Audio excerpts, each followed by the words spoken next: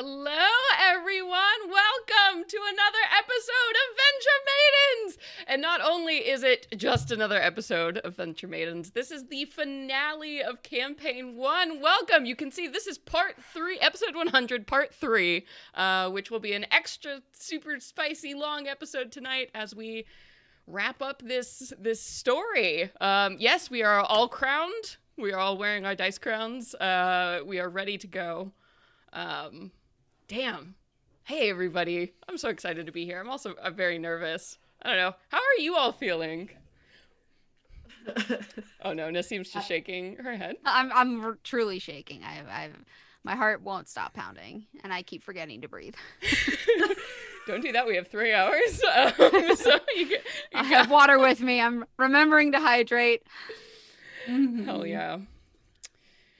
I'm fucking nervous, but I'm ready for I love a fight. So I'm ready for that. But I'm not quite ready for the end. And I put on a lot of makeup so everybody can see me cry. Yay, good. It's okay. We'll just tell them about it for the podcast listeners. It's worth a VOD watch. Yeah. Britt, how you doing? Just reflecting on the first couple episodes that we did together and how far we have come. 5.5 years. It was. I'm already gonna start crying. I know. Can you imagine, like, our future selves going back to episode 1 and being like, "Hey, you're gonna launch a Kickstarter and raise all of your goals and then some, in the first week.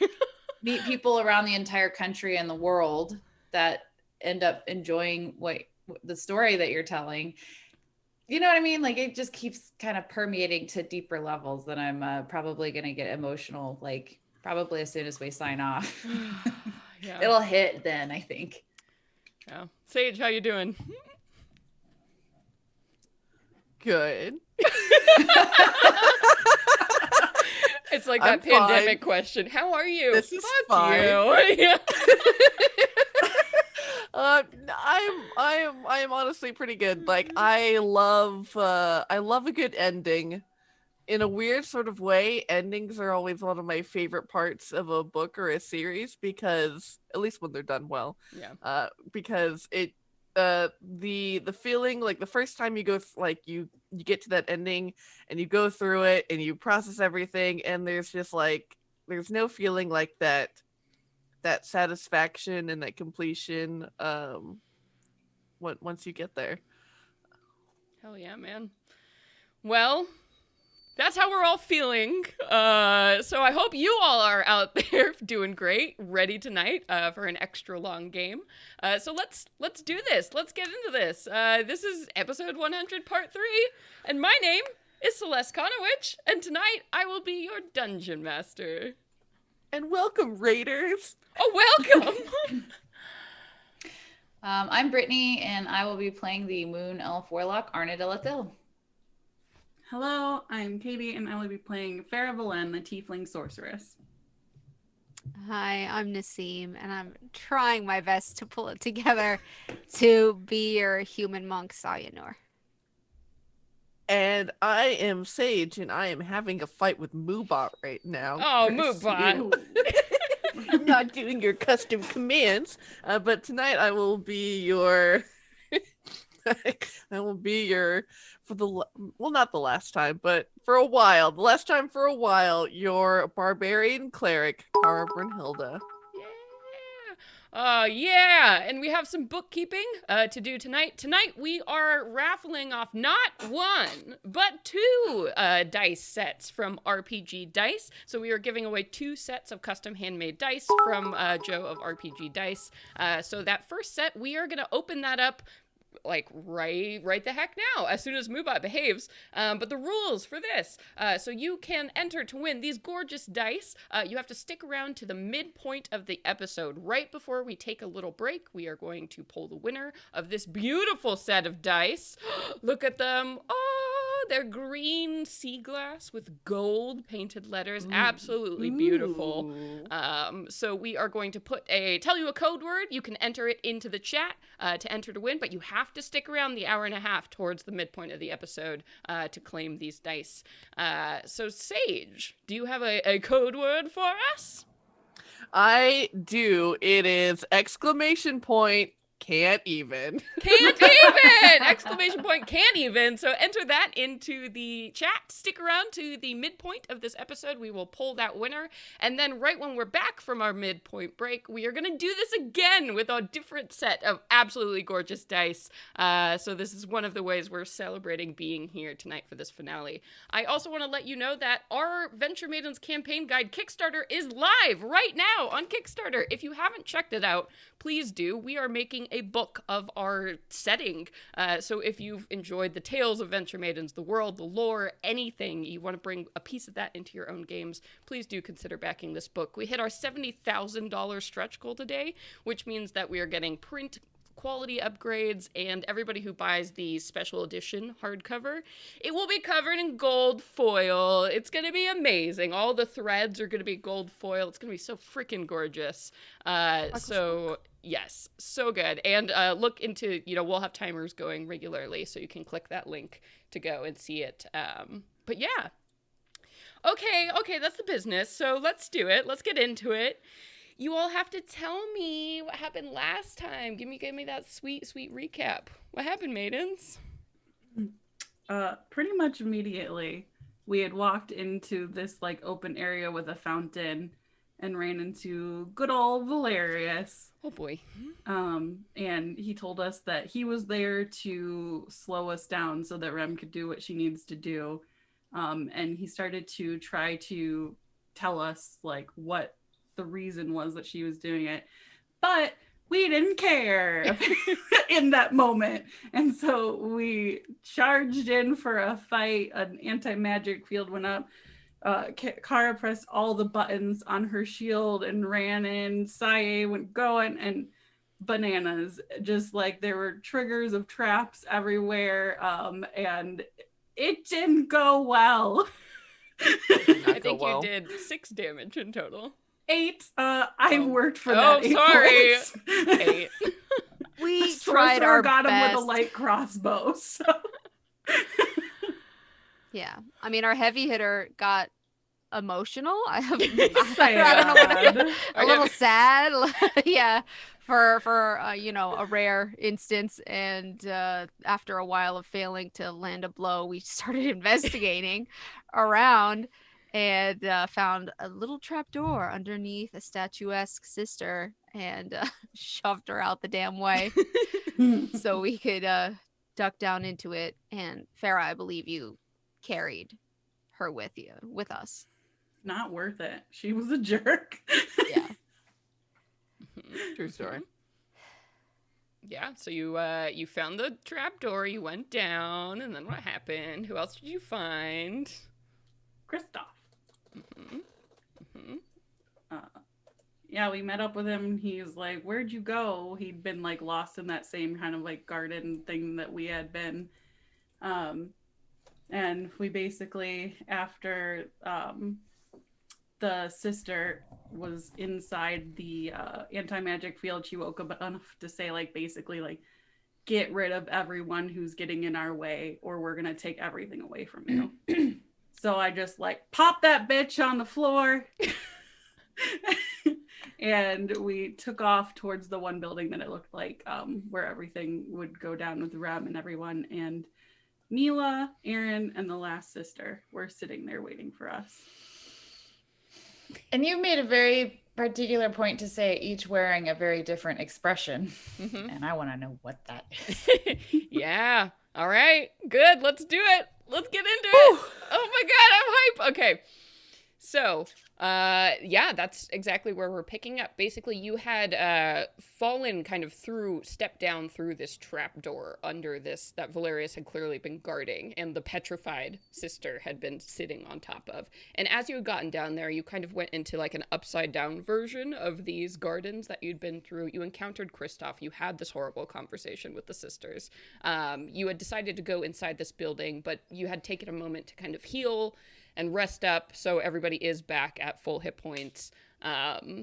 Since we did, the sharing is caring healing circle. You had stepped into this building, and you had seen a very familiar room, this lounge space that all of you had been in at one point or another. This place that's always like overstuffed with furniture and toppling bookshelves and tables, and all of it had been destroyed. Like some kind of huge fight had broken out in this space. But right in the center of the room, there was some furniture that wasn't toppled over or destroyed.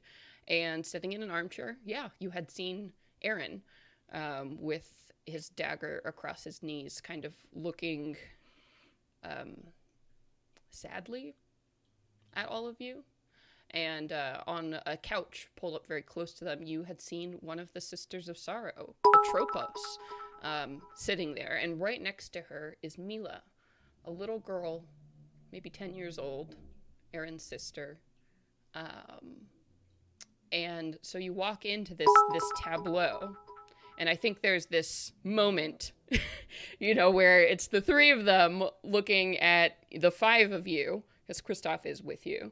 And I think before anybody can say anything, Aaron kind of stands up from where he is, and he says, I'm not here to fight. I just want to make it very, very clear that I've got one job here. Well, two jobs here. And I can't let you harm either of them. And he points back at his sister and at Atropos. So as long as you don't do that, I won't have to fight you. I mean, everyone keeps saying that they don't want to fight us, and then we end up getting in fights. So, why would we harm?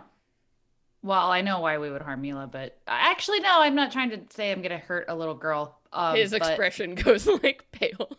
No, I'm like, no. We're not.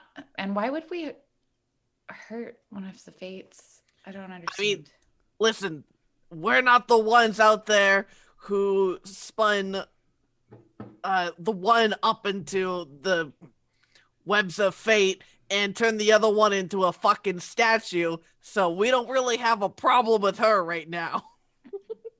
Yeah, and Aaron looks back over his shoulder at Atropos, who it's hard to see exactly what her expression is because, they do have these deep kind of hoods, but her mouth is just set in like a flat line that isn't giving very much away. And Aaron, kind of turns back to you all and is like, and did you, is Valerius still alive? Farrah laughs. He's fine. Okay. Oh, that's good. That's good. So, I guess, are you here to help, or are you still pretty intent on,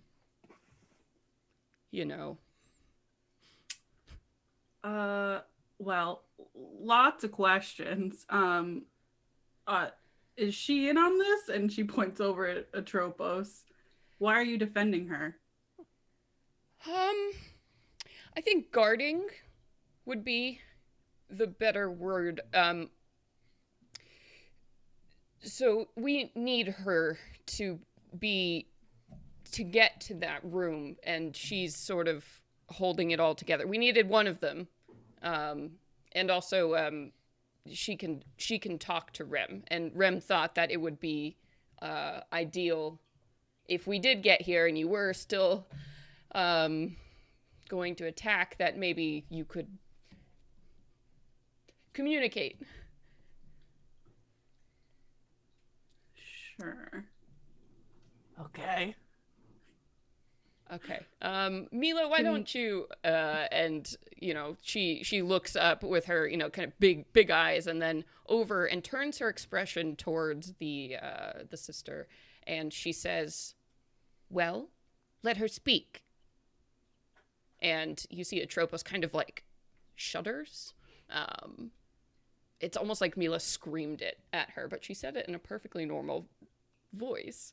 But as she cringes away, she says, "Why? They're just going to kill her anyway." And Mila says, "Let her speak." And a noise fills the room suddenly. It's the sound of rope, like moving, and things hammering and slamming, and just a lot of sound and chaos, almost like industrial noises happening here. And through it all, a voice comes through, a very familiar voice, and says, "Aaron, are they here?" And there's like a crashing sound, and shit that comes from the other side. And he's like, they're here. Damn, are they here to help? And Aaron kind of looks at you all expectantly.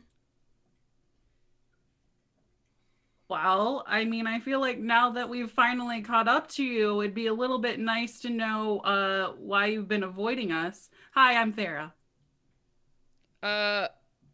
Sorry. Yeah, do I know you?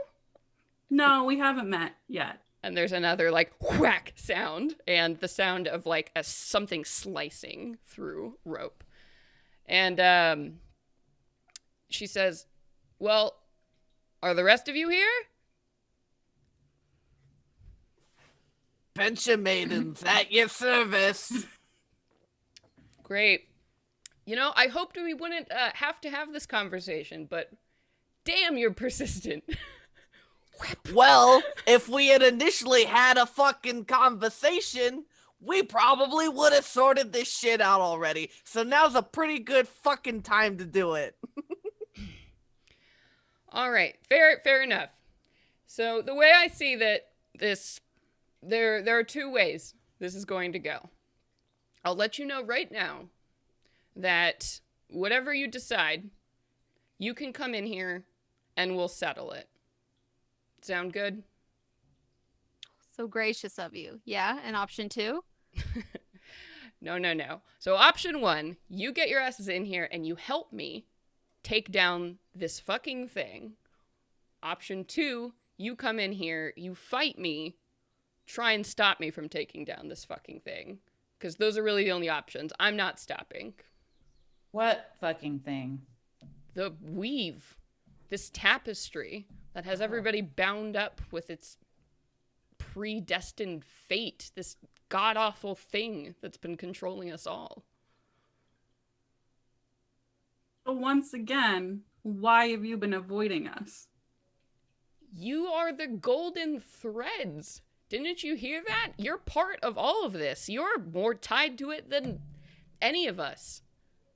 You are destined by this thing, and there's like a slicing sound that comes through and like a panting noise as she's clearly like jumping and dodging and fighting something on the other side while she's having this conversation.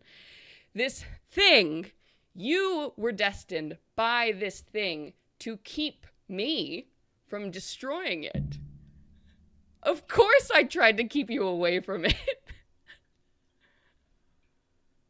And there's another whap, I see. jump, like, I slice see. sound. So what, have you already cut our threads at this point then? Because if we're destined to do it, why would you even let us in to help you? You know, I don't think that's how it works, but I'm not really sure. I'm kind of playing it by ear.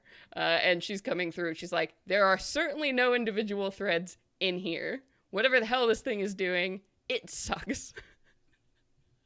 Ara's gonna very clearly turn to Atropos and say, Who's also, like, huddling down even smaller in this couch.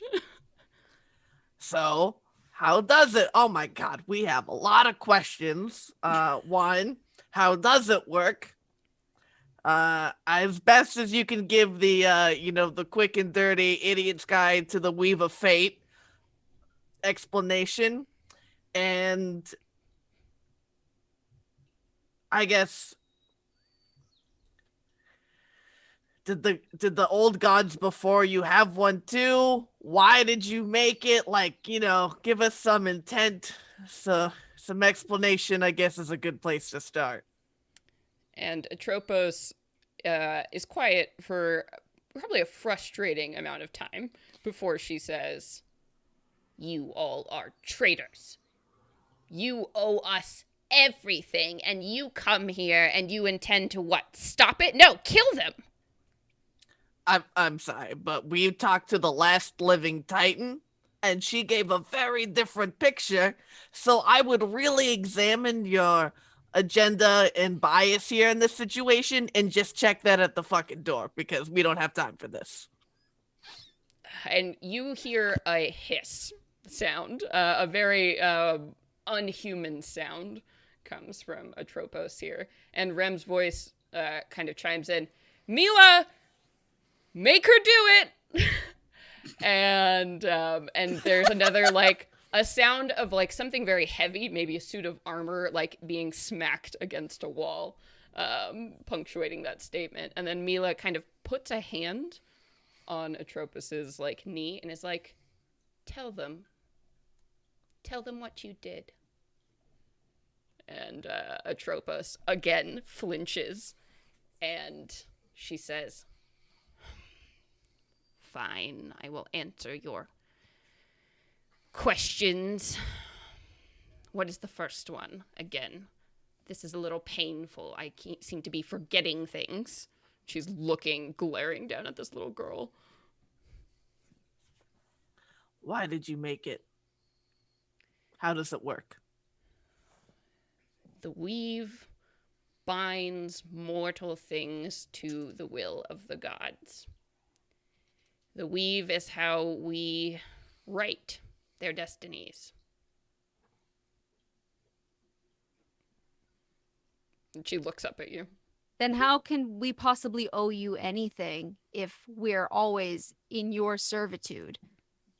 We gave you a favorable destiny, didn't we? We gave you all these powers. You would be nothing without us. We took you into the Sisters of Sorrow. We did that. And you are supposed to be our champions, our golden threads. We have suffered through all the pain you could in a lifetime, in the short time we've been in your sisterhood. And we have all given our lives for it, too. I think our power came from ourselves. And I think you're kidding yourself. But this is going to happen if you don't tell us a little bit more about why we should stop it. Does it only benefit you guys if we stop it? Like, what do we get out Everyone of it? benefits from the gods, from their love, their protection. You would be lost without us. You would be nothing without us. I don't know. We've been, like what Saya said, we've been through a lot of really horrific stuff in your name. I think maybe if we weren't tied to you, we would have probably not suffered so much.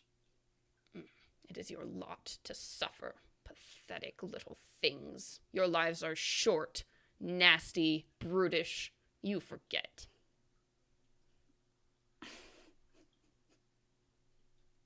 Oh, what a position you're in to say that to us right now. No matter what you do today, I will persist. I am immortal. Even if you destroy that weave, I promise. Me and my sisters, we will make every living day hell for each and every one of you. If you don't protect us, if you don't kill them, we will hunt you until the day you die. Pretty much fucking feels like the last month I had, to be honest with you. I look over at Erin and I'm like, now I understand why you're guarding her. She's not nice. he kind of says and looks over.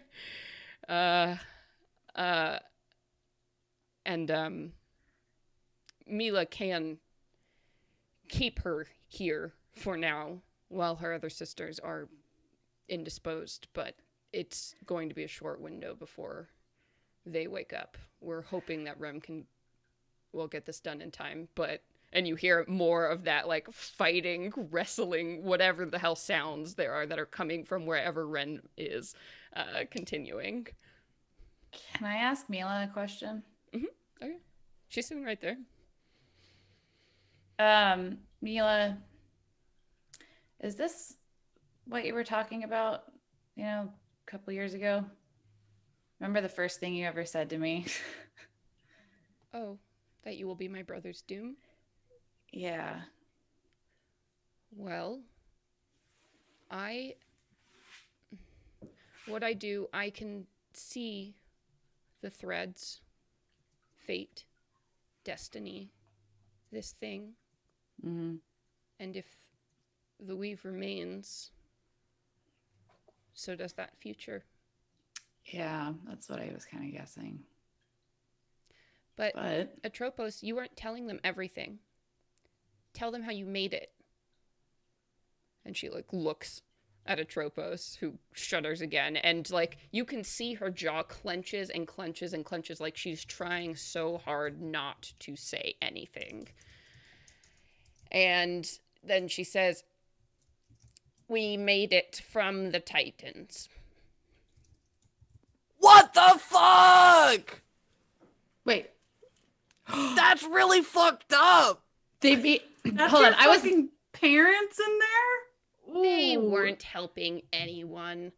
Not a And good their fucking bodies look. would have just been there dead anyway, so we just used them. The mortals were happy enough to kill them. Because you told them to. Oh. They didn't have to listen. But they wanted to. You all want to be controlled and told what to do. It's part of your nature. We are happy to do it for you. No, you don't get to have it both ways. You don't get to say that you spun this web of fate to control us and keep us subservient, and then also say that we had a fucking choice in the matter. You don't get to have it both ways when you like it. She remains silent. And you hear Rem's voice kind of come in and say, "Well, anything else you need to know? I kind of feel like I might have the moral high ground here." Well, makes you wonder why you didn't take the time to explain any of that beforehand. I honestly didn't think you would be able to change, and who knows? I was hoping that I could destroy enough of this thing that maybe you would be free to choose for yourself. But right now, the thing is still intact, and your destiny is already written. Unless you get in here and help me destroy this thing. So you're saying even if you had explained this to us, because of this weave, we would not be able to understand it because it's not the coding. I'm not a god of fate, but that seems like a pretty good bet. Oh man. But maybe, we're here in this freaking lounge, so maybe that's what's making it easier to understand. Oh boy. Okay. Well, I turned to the group. I don't know, you guys, I told you what my thoughts have been since we left that Titan. But I don't want to. My question is, Rem, why didn't you just kill the Fates in your fancy armor? They all went in on it, Farah. All of the gods, they did this. They got the Titans dead, and they got the mortals to do it together. If I killed the Fates, there'd just be another one to pick up this weave to do this shit again. If we destroy the thing they made, that seems like the clearest course of action to me. You can't access the weave without them. That's why Atropos is here and why Aaron has to guard her. I don't know how it works, but do you seriously want this thing around? You think they won't just make another one? Or someone won't just make another one? Well, it took them mass murdering a bunch of Titans to make left. this one. There are none of those left, so let's see them try. I mean, I wouldn't put it past them to try it on themselves. Frankly, if they desire this much control, I have very little faith in any of these gods. I'm hardly have. Well, you know But what? I'm I still have the avatar. If I get finished with this and they're still incapacitated, I'll go ahead and kill them too. I mean, are we all sharing the same thought? Like, yeah, all right. I mean, not a bad deal. I would very much like to not have to be Aaron's doom. Hey, I just want to say, I know we've all tried to kill each other, and I know we've all had some bad times, some ups and downs, right?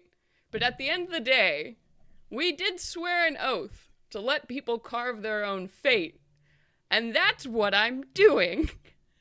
Oh, I don't know. I don't know if I'd really say we both tried to kill each other.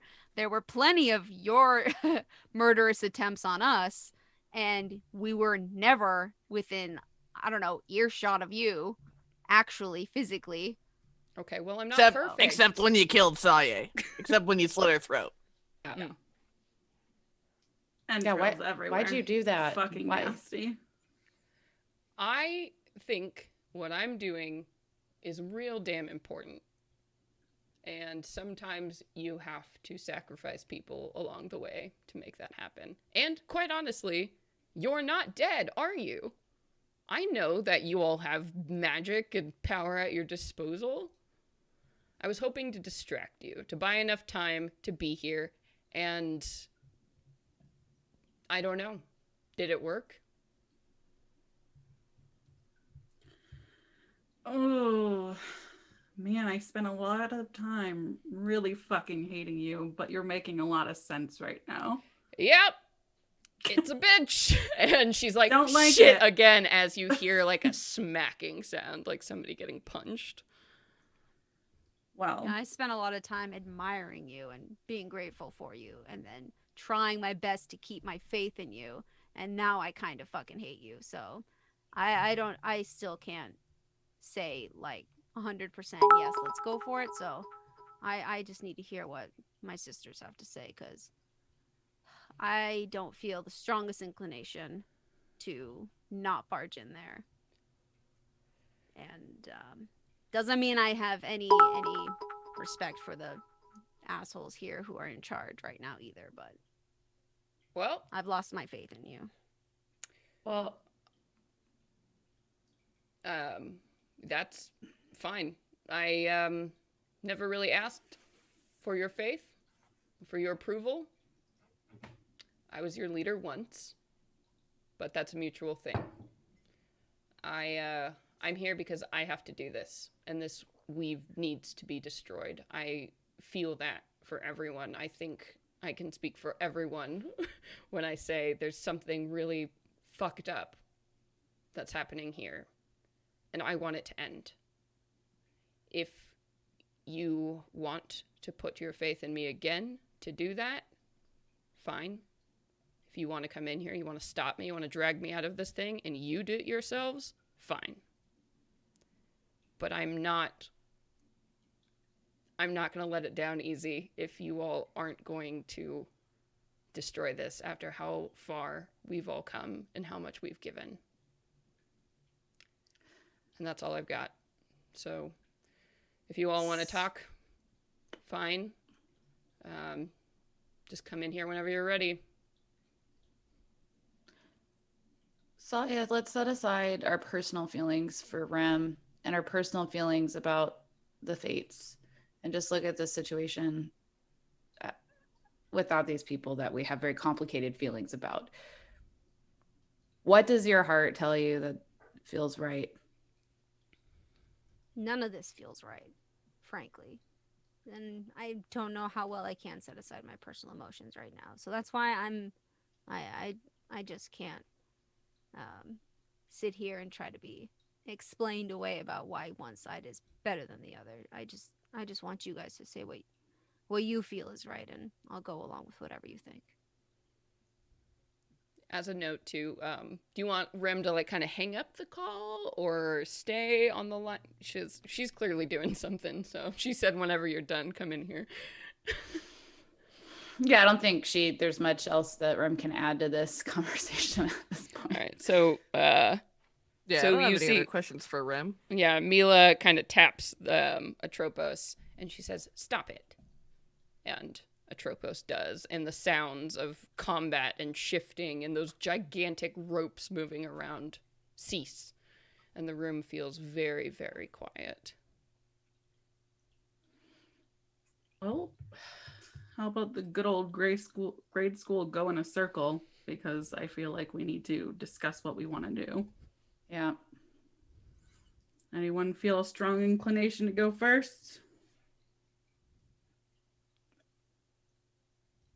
I need the moment to gather my thoughts. Well, then I will go. I have two thoughts. One's personal, one's logical.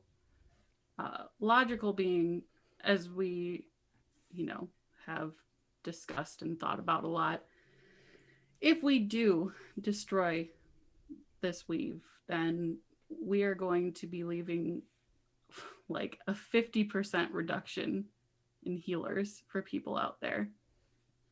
So we need to decide if that is something that we can live with so that they can go on and rebuild their own strength in the future and work their way back up to it.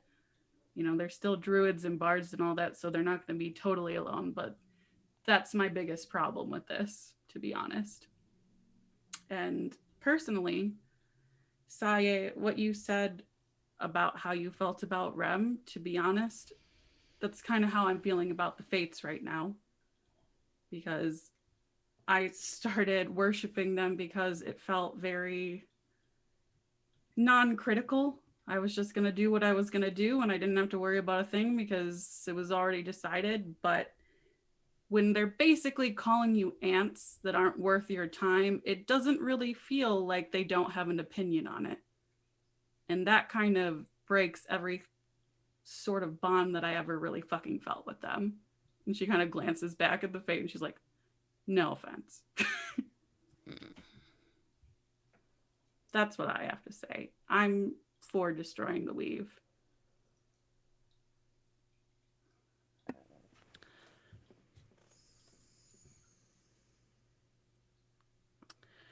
When we were in Menetios's workshop, making our case for her to create a weapon to destroy the Avatar, I made a promise to her that we would, of course, strive to learn more, that we would try and understand Rem's position and purpose in all of this and what her ultimate goal was. And I promised that if we found her cause true and just and worthy of carrying out, that we would bring it and we would help her and we would bring that knowledge like fire to mortal kind. And I always stand by my word. I'm not gonna pretend that I don't want to fucking kill Rem, because I do. And I really am just feeling like we just gotta burn all this shit down. But I do think that knowing that this was created from the beings of a race that will no longer exist, who were systematically eliminated to pursue power, I can't let something like that continue to exist in the world, because there is no good if we are bound in evil and blood. And I am for destroying it, but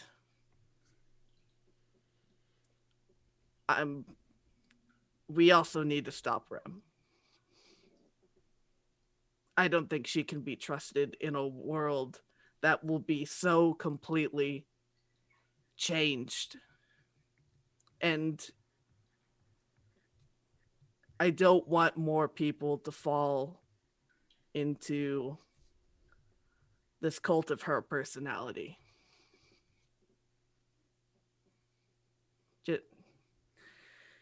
Just because this is the right thing doesn't mean she's a good person. That's what I was saying with as far as setting aside our personal feelings about Rem. Don't agree with the way that she's doing it or how she got here, but I also want to bring this weave down. And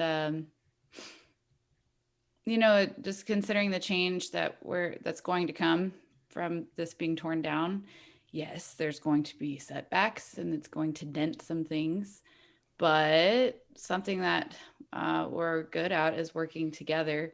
And I think aside from taking care of Rem after this weave comes down, we can also work together to help smooth that out. Like we can maybe, there's going to be people that have damages that need help with healing, and we're going to have to figure it out. And I think we could kind of be the leaders for that. This like new weaveless existence.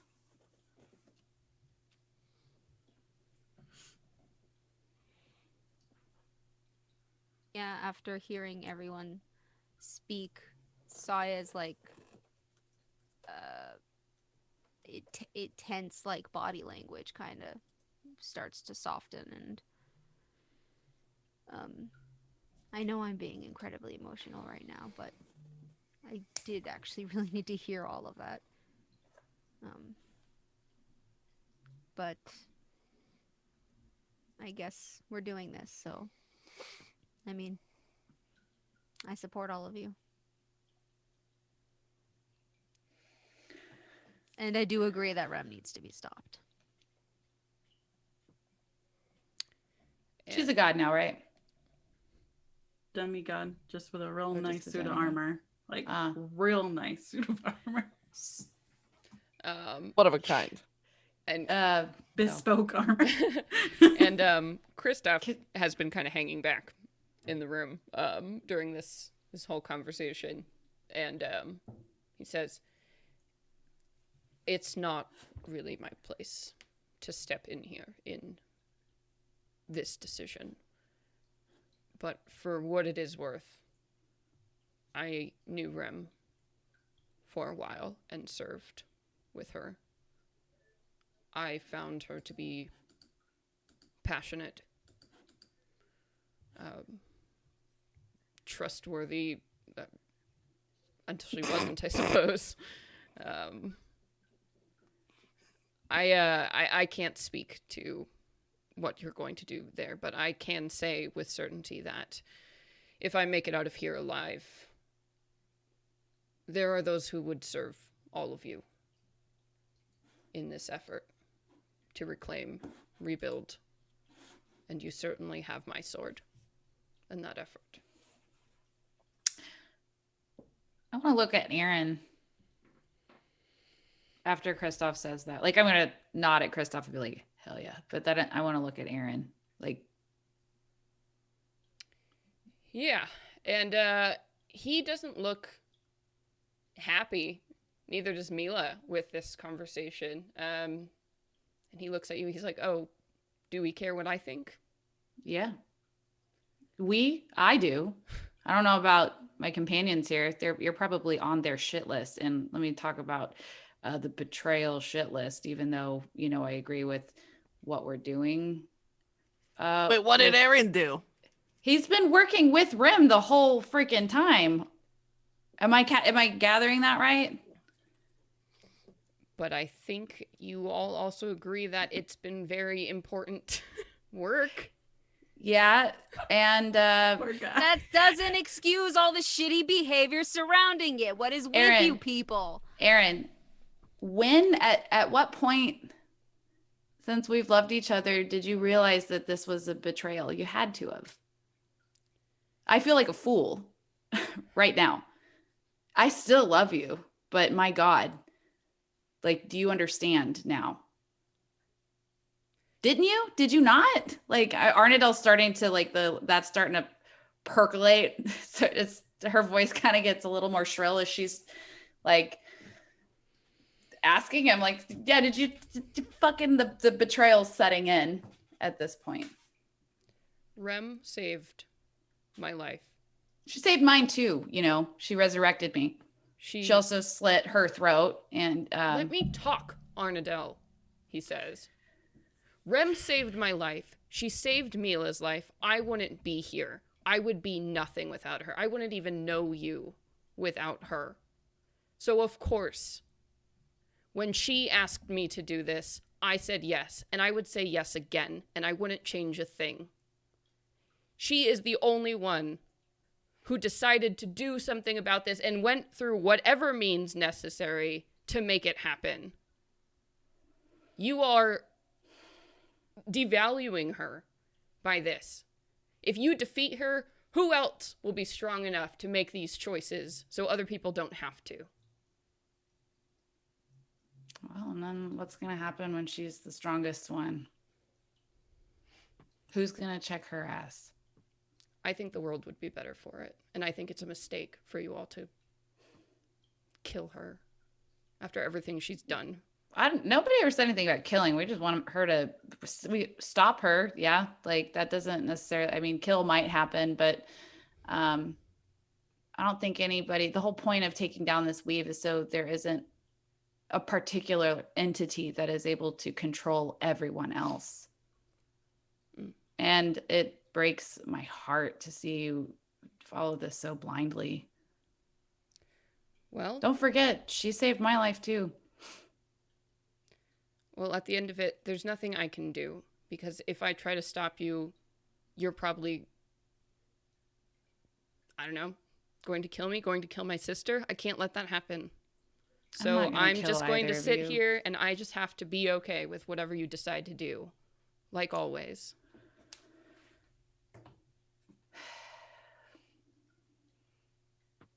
Damn. It's been years of love.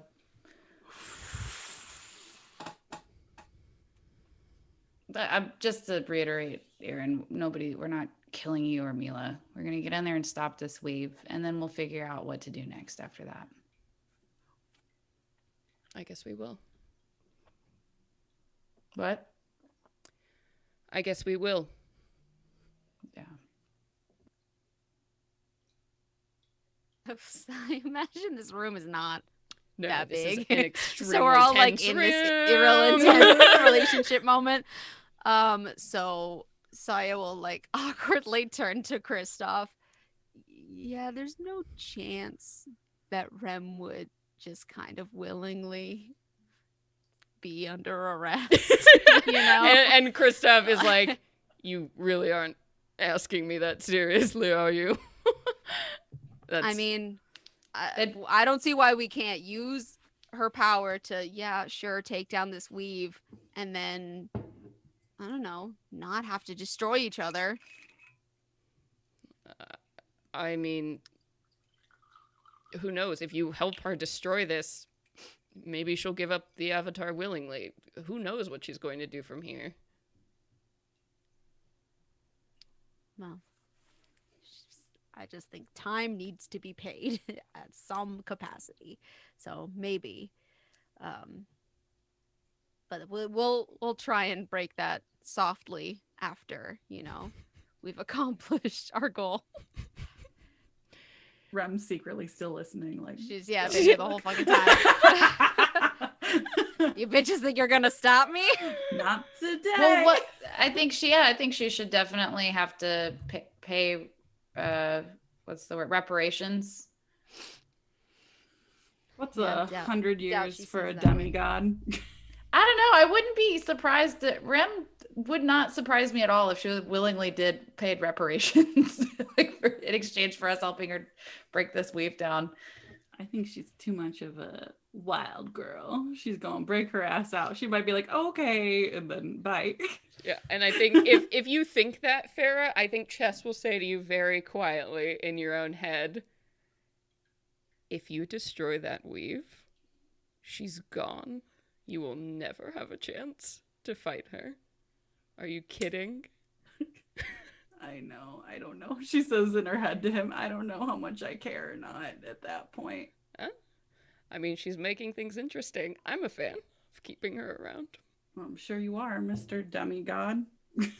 Farrah's like off in her own little corner, just like this little smirk on her face. Without the gods around, being a demigod is probably going to mean quite a bit more. Good to know. Makes me feel even better about my choice here today. And he kind of like retreat. You feel him like sit back in your mind to like watch everything happening. She's like, grab some popcorn, and then goes and focuses back on the conversation. And Mila will say, well, Rem said that whatever you decide, I'm supposed to let you in, so I can make her open the way. And she looks again at Atropos, who is becoming smaller and smaller in the corner of this couch. Wait, we Kill couldn't her hear. too. We couldn't hear Chess. That was like an in head conversation. Oh yeah, that was just with Farrah. Oh, okay. Well, shit. Because I mean, damn, if we destroy that weave and she just yeets, like, that means all the gods are gonna be coming for us. And Yeah. there's no way she's gonna bother to fucking help us. You got a demigod. A trickster demigod. You've got one. You've got one. He's good with masks. Things to think about. There's so many things to think about. But I guess we're going in there, huh? I mean, you all decide what you want to do before you get in there, because I will tell you, it is loud and there's a lot happening. It's basically, if you want to have the conversation now, you're standing outside the concert venue, but the minute you go into those doors, nobody's saying a goddamn word to each other for the next 3 hours, so. Do I know, is there like any like magic way to make like a binding contract with like a Gaius Gaius? spell? Yeah, I mean, but the Gaius spell is so fucking weak for a god, like demigod sort of thing. Because I mean, I feel like it would be good to have like a backup plan, because, and Farrah's gonna be saying this to you guys, a backup plan in case, you know, Rem books it. I want to just have all of our ducks in a row. Anybody got like a holding? Oh, well, no. Remember that potion that I have? Mhm. But that's like to paralyze a god, not a. I mean, does that work on a demigod? The You'd think Raven Queen made it would pretty go clear it down. work. So you know that if you can get Rem out of her armor, I can douse her with that paralyzing potion. if she Like doesn't the- have a second I- to run away. Can I backpedal a little bit? I'm gonna use my telepathy feat. I can only speak to one of you guys. So who should I say this to? I don't want fuckhead, my fantasy ex-boyfriend. I am so heartbroken, by the way. We'll drink later about it. He's not Oh my- happy. No one Oh, in this I room don't- is happy. I don't feel care okay. about Aaron's feelings in this particular moment. I will probably later, but right now, anyway. So I want to use the telepathy. I wanted to say this to Saya. Hey, I've got that paralyzing potion, and Rem ain't going anywhere. But I don't want to say this in front of those fuckheads. And I kind of feel bad for Mila because she's like, she probably can hear me. Fuckhead child. Fuckhead child. So Rem ain't Poor going little anywhere girl. with that. Roger. Gives you a Roger eye blink, you know. We gotta let everybody else know somehow, but not here. Yeah. Well, maybe just before we reach the end of the weave, we try and, you know, do a what's it called? Ambush. Like a code word. What's this our code is the word? signal. This is This the is the signal. signal. You sure you don't want it to be coconut? Coconut bomb. Bartleby shows up with drinks. Wrong signal. Or Vlad, I'm sorry, not Bartleby. Fancy names. All right. What do we? I mean, I assume because you can do the telepathy thing as many times as you want, so I assume you can go around. Yeah, I can. It's Right? it's one of those. It's a feat. So as long as I'm 30 feet and we speak a language, yeah, I will just go in and tell everybody individually. I've got that paralyzation potion. Rem ain't going anywhere. Okay, but Get we back need a to make thumbs sure up we emoji. can hold her for a hot sec.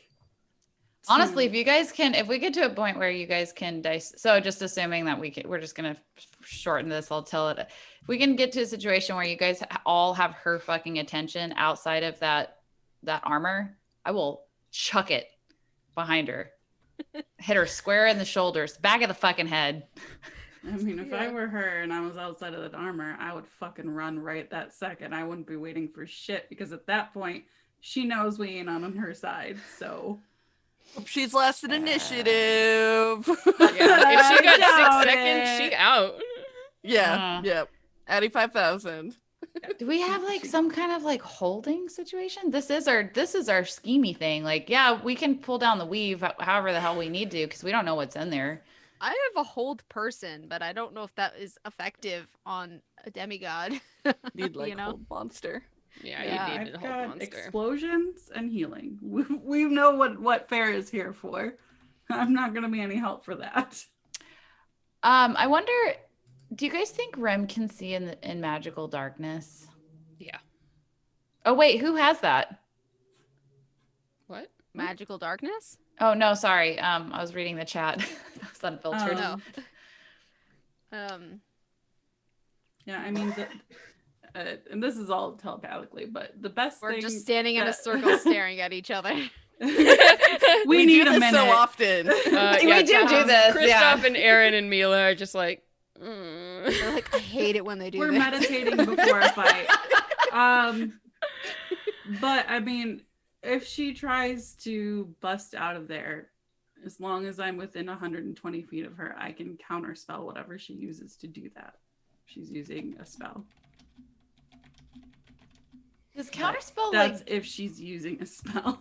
beef up Yeah. if like two people counterspell simultaneously?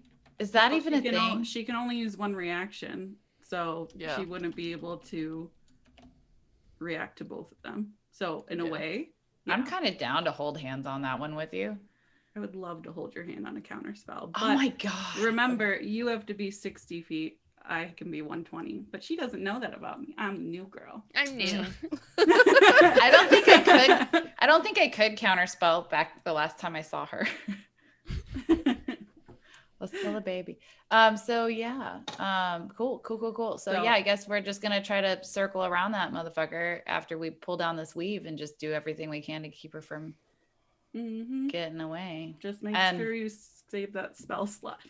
Otherwise, it'll be a I sad think day. counterspell for me is oh no, it is a spell slot. Nope. Oh, yep, 5th level. Yep, I won't.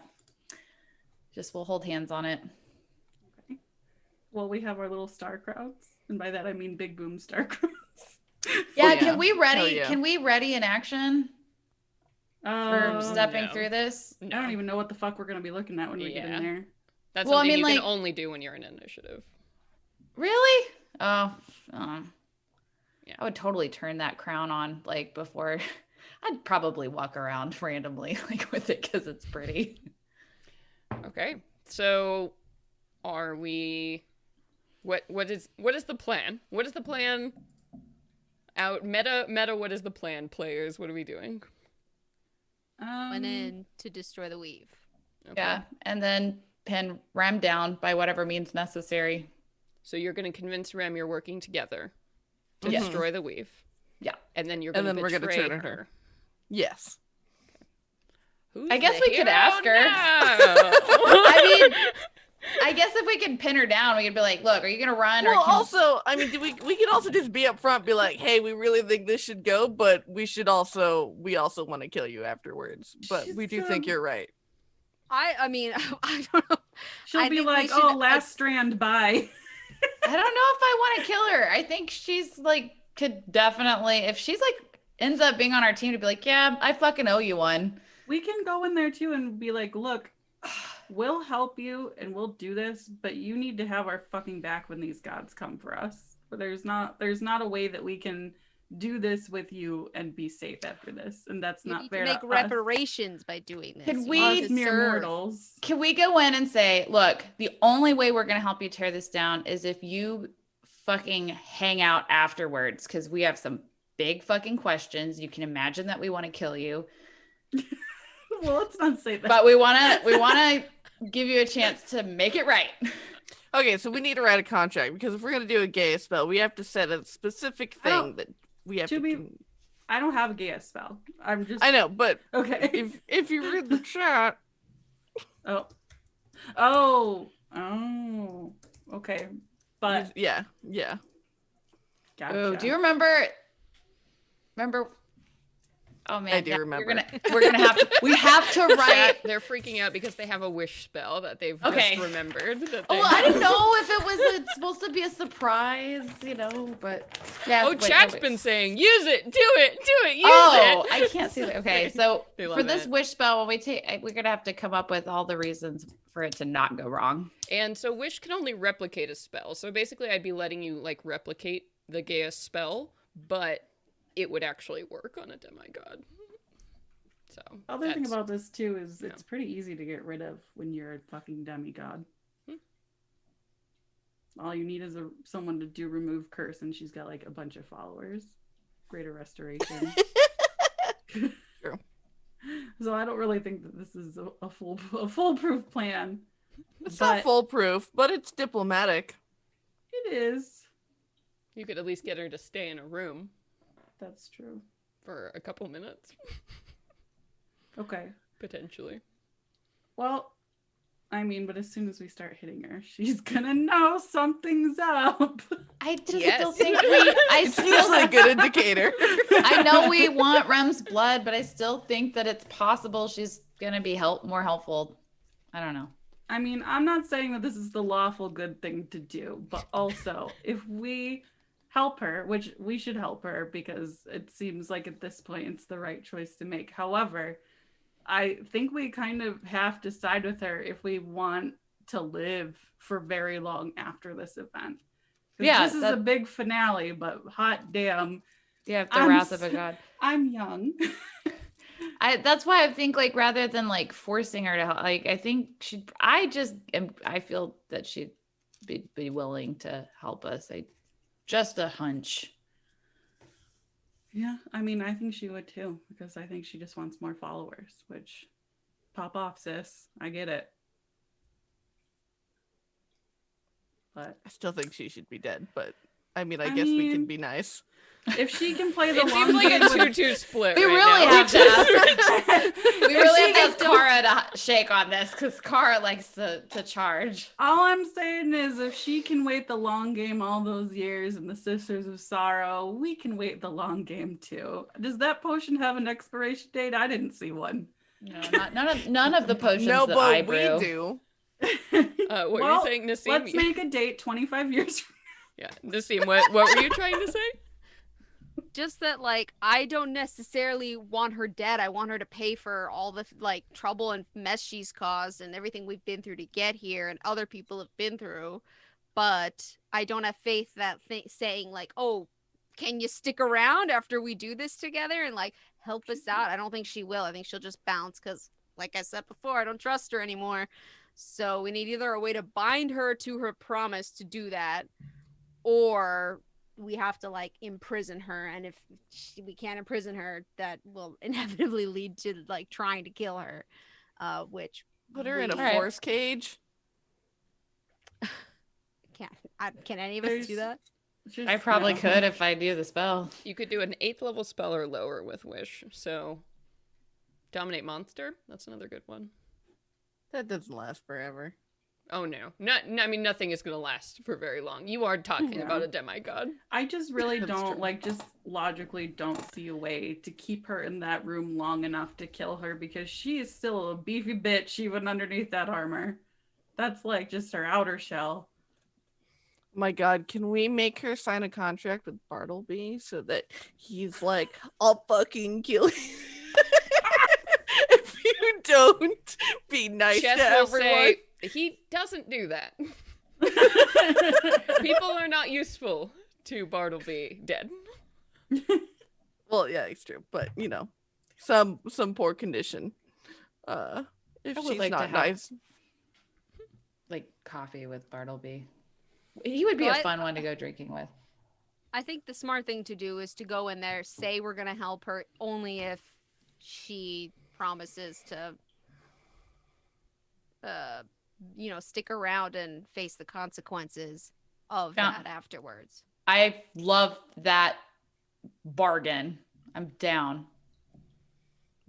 There's one condition to us helping her, and that's if she stays to repair the damage that she's done. I mean, we can try it. I just don't think she'd stick with it very long because we don't have a way to make her contractually obligated in the long term.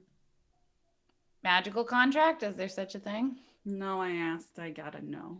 Nothing that's like That's forever. that is always ridiculous fighting. that doesn't exist in Dungeons and Dragons. Like fucking like the secret keeper shit in Harry Potter. You literally die if you break your secret kind of shit. I think if you all are kind of continuing standing there, because I think we went back to talking in sort of in-out character, Atropos will chime in and say, there is another option, if you would like to hear it. I don't really care to listen to this witch speak. I say aloud to everybody but her. I'm gonna send a message to Arnie and be like, but I really want her to say it so I can say no to her face. Okay. All right. Okay. Okay, go on. Fair, we'll Do we say all that. just turn around at the same time, like glaring, like, yeah? Well, if you would help us by taking care of this, and she looks at Mila, we could ensure that all of you are cut free from the weave and anyone you desire as well. And then we can all just go our separate ways. Rem will die, these upstarts will die, and you don't have to deal with us ever again. And you won't Nope. have hundreds and hundreds of gods hunting you, because you Pegging will. is you know. an ugly look on you, Atropos. I Just don't know, shameful. guys. We should really consider all options. Oh, Okay, no. considered no. Yeah. You. Ugh. And she's like, fine. Rem will betray you. Your friends will betray you. They all do, unless they're bound. That's fucking healthy. Who hurt you? Fuck. Real. I feel like we're watching like a spoiled brat throw their last tantrum. Oh yeah. And I love ignoring them. Oh God, this feels so good. Are we? Don't we're let all me like, babysit your kids. Okay, so, maidens, tell me that Yes. plan. I think we've debated long enough. What is the final Yeah. decision? You are going to walk into the room and you are going to say what to Rem?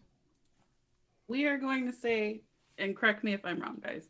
We're going to say that we're going to help her, and we'll say, because I don't really think that there's anything we can do to make her do what we want. We hope that with us siding with her, she will go in and take this opportunity to repent for the damage that she's had to do to get here. Because I don't really see, after this long conversation, a foolproof way to get her under lock and key. There isn't one. We've been talking for a long time and we haven't come up with anything. And we're smart bitches, so. Okay, so that's what you're going to say. And if she says, yeah, cool, you're going to work together and destroy the weave, and we'll ride off into the sunset. And if she says no, then what are you going to do? Take the weave down anyway and then lob her ass? Yeah. Okay. Take it down anyway, and then turn on her. Do our fucking best. All right. Sounds like a plan. Okay. And so with that, and you all kind of come to this decision, Mila says, open it. And Ew. Atropos is like, ugh. And you see a door suddenly appears against this wall that's, you know, full of clutter and broken furniture piled around it. But that door that all of you have been through at least once before, when you walked into that room and you saw the moving threads, the tapestries of fate, and you beheld it as something remarkable, special, even. But now you know what it is, and that it's waiting on the other side of that door. And I think that's a good place to pull our dice winner, and then we're gonna break, take a little 10-minute break after our winner is pulled, and then we'll be back for the second half of this finale. Whoa, whoa, whoa, whoa! Ooh, she needs All right. some wine in her Ooh, belly. yes. Oh yeah, barbarian yes. mum. Tell us if you are here in the chat. Oh, Tell us if you're I here. love a barbarian mom. Oh my god, tell us if you're here. So yeah, go ahead and claim that. So folks, we are going to take a 10-minute break, and then we will be back for the conclusion of this episode. Boy, I wonder what Rem's gonna say. I don't want to know. No, I don't want to know. I have a feeling what our legacy episodes are gonna be. I love it. All right, did we get it? Did we get it? Did we claim? Okay, keep claiming. Keep paying attention. All right. Well, we'll go ahead and pull a new winner if they haven't claimed by the end. So we're gonna go on break. We'll see you all in 10 minutes. So back at 8:30 Pacific time, everybody. Okay, see you soon.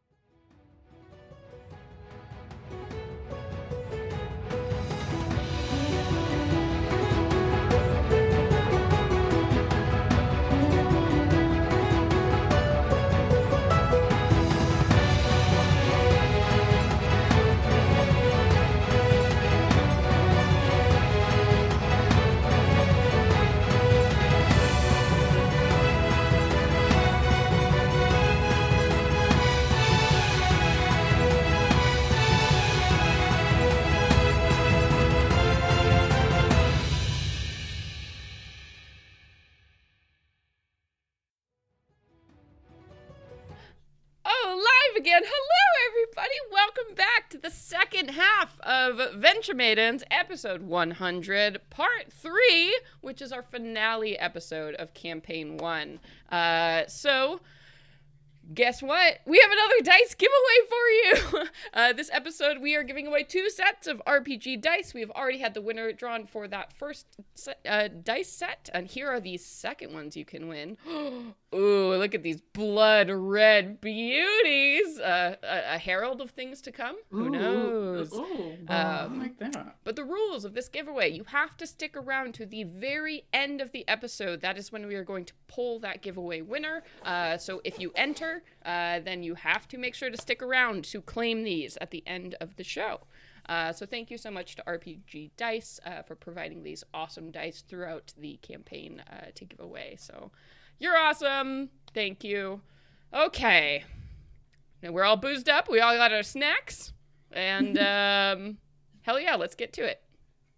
Venture Maidens fight in form. Oh yeah. We're ready. I'm Glasses standing. refilled. I'm ready for action.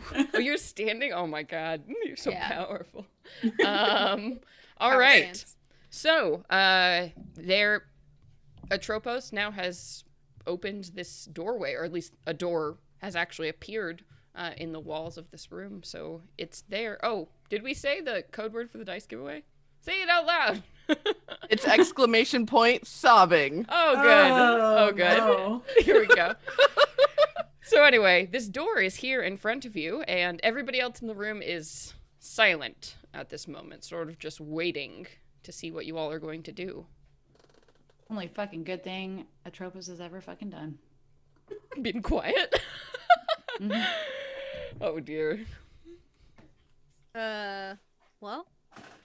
Well, I guess Saya's gonna walk through the door. Yes, please, not Yep. sorcerer first. After Okay. you. We all walk out through together. Yeah. Fucking walk. squad Like walk. Squad A walking. little bit. Yes! Yeah, I mean, we haven't had a chance to do this in a hot minute. All right. Mhm. So you squad walk to the door. You throw it open. And what greets you is horrifying to behold.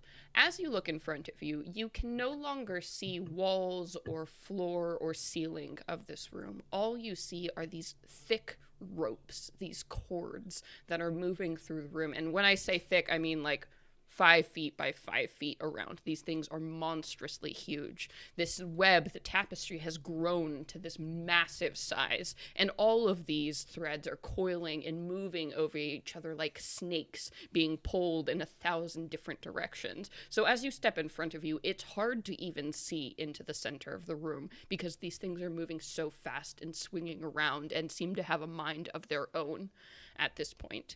The only way to really even walk into this room is to catch one of these threads that happens to be like horizontal enough for you to walk on at a certain point. You cannot see Rem from this position. You can barely see anything through all of this chaos.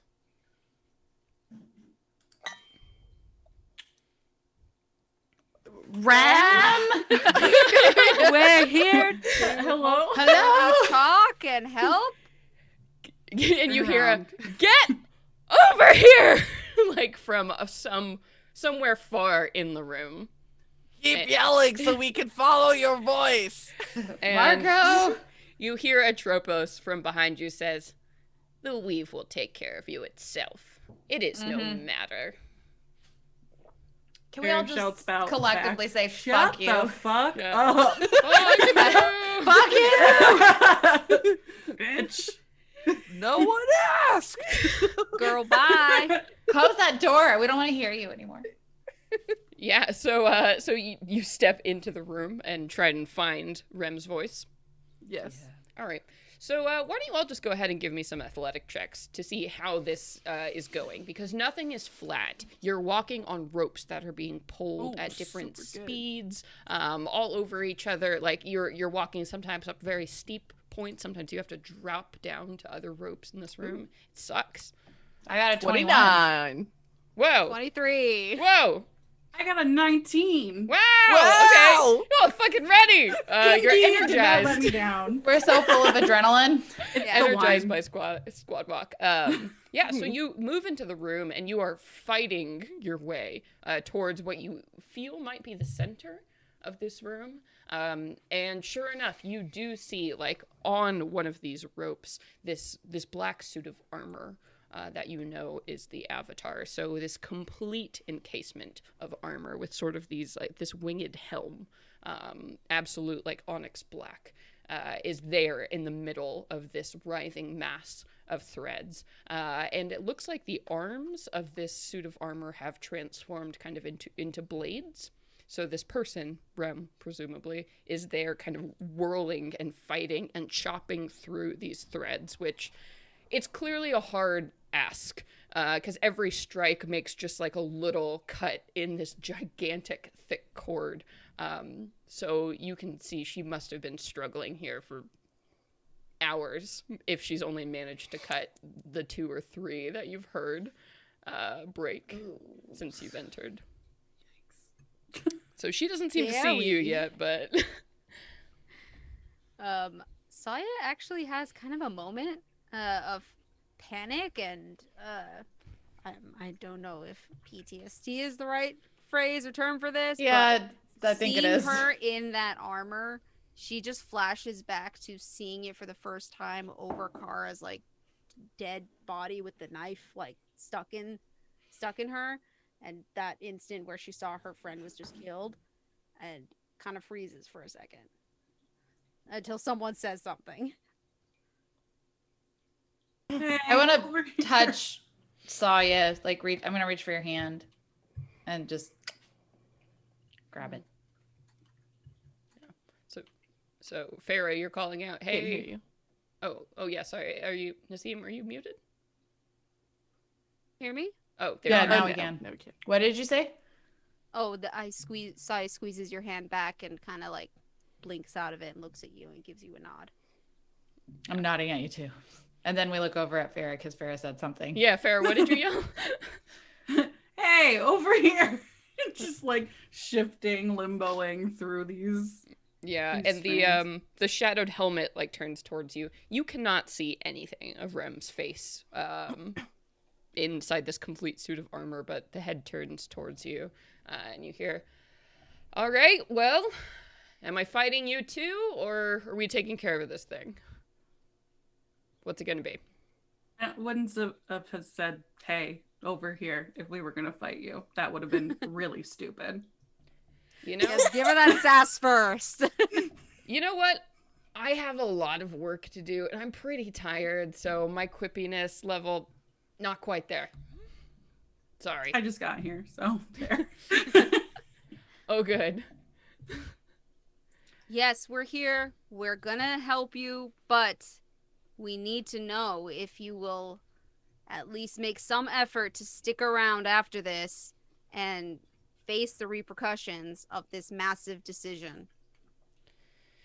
I mean, what do you mean exactly? I didn't have any plans of going anywhere else. I do live here on this plane. Did you have something specific in mind? And she brings down like her sword hand to try and cut at this thread that she's been working on. I don't know. Operations, ya hussy. What does that mean?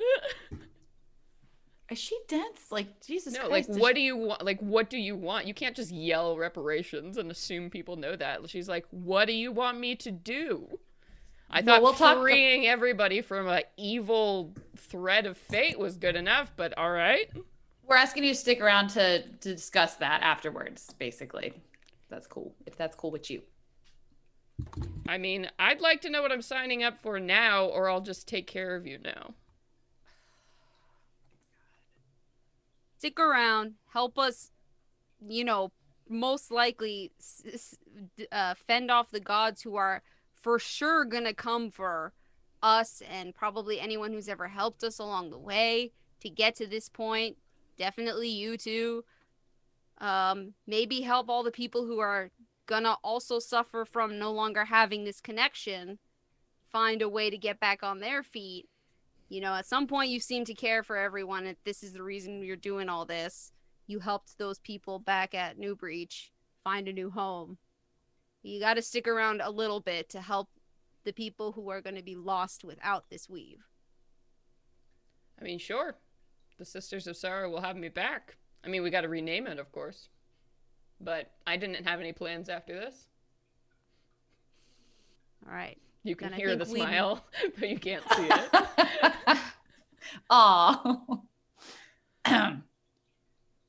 Well, then we will be working together, it looks like. All right, well, what do you got weapon-wise? Because I don't think your normal stuff is going to do it. The Avatar is barely getting through it. She's like, it brings it down, and like the thread is like halfway cut at this point.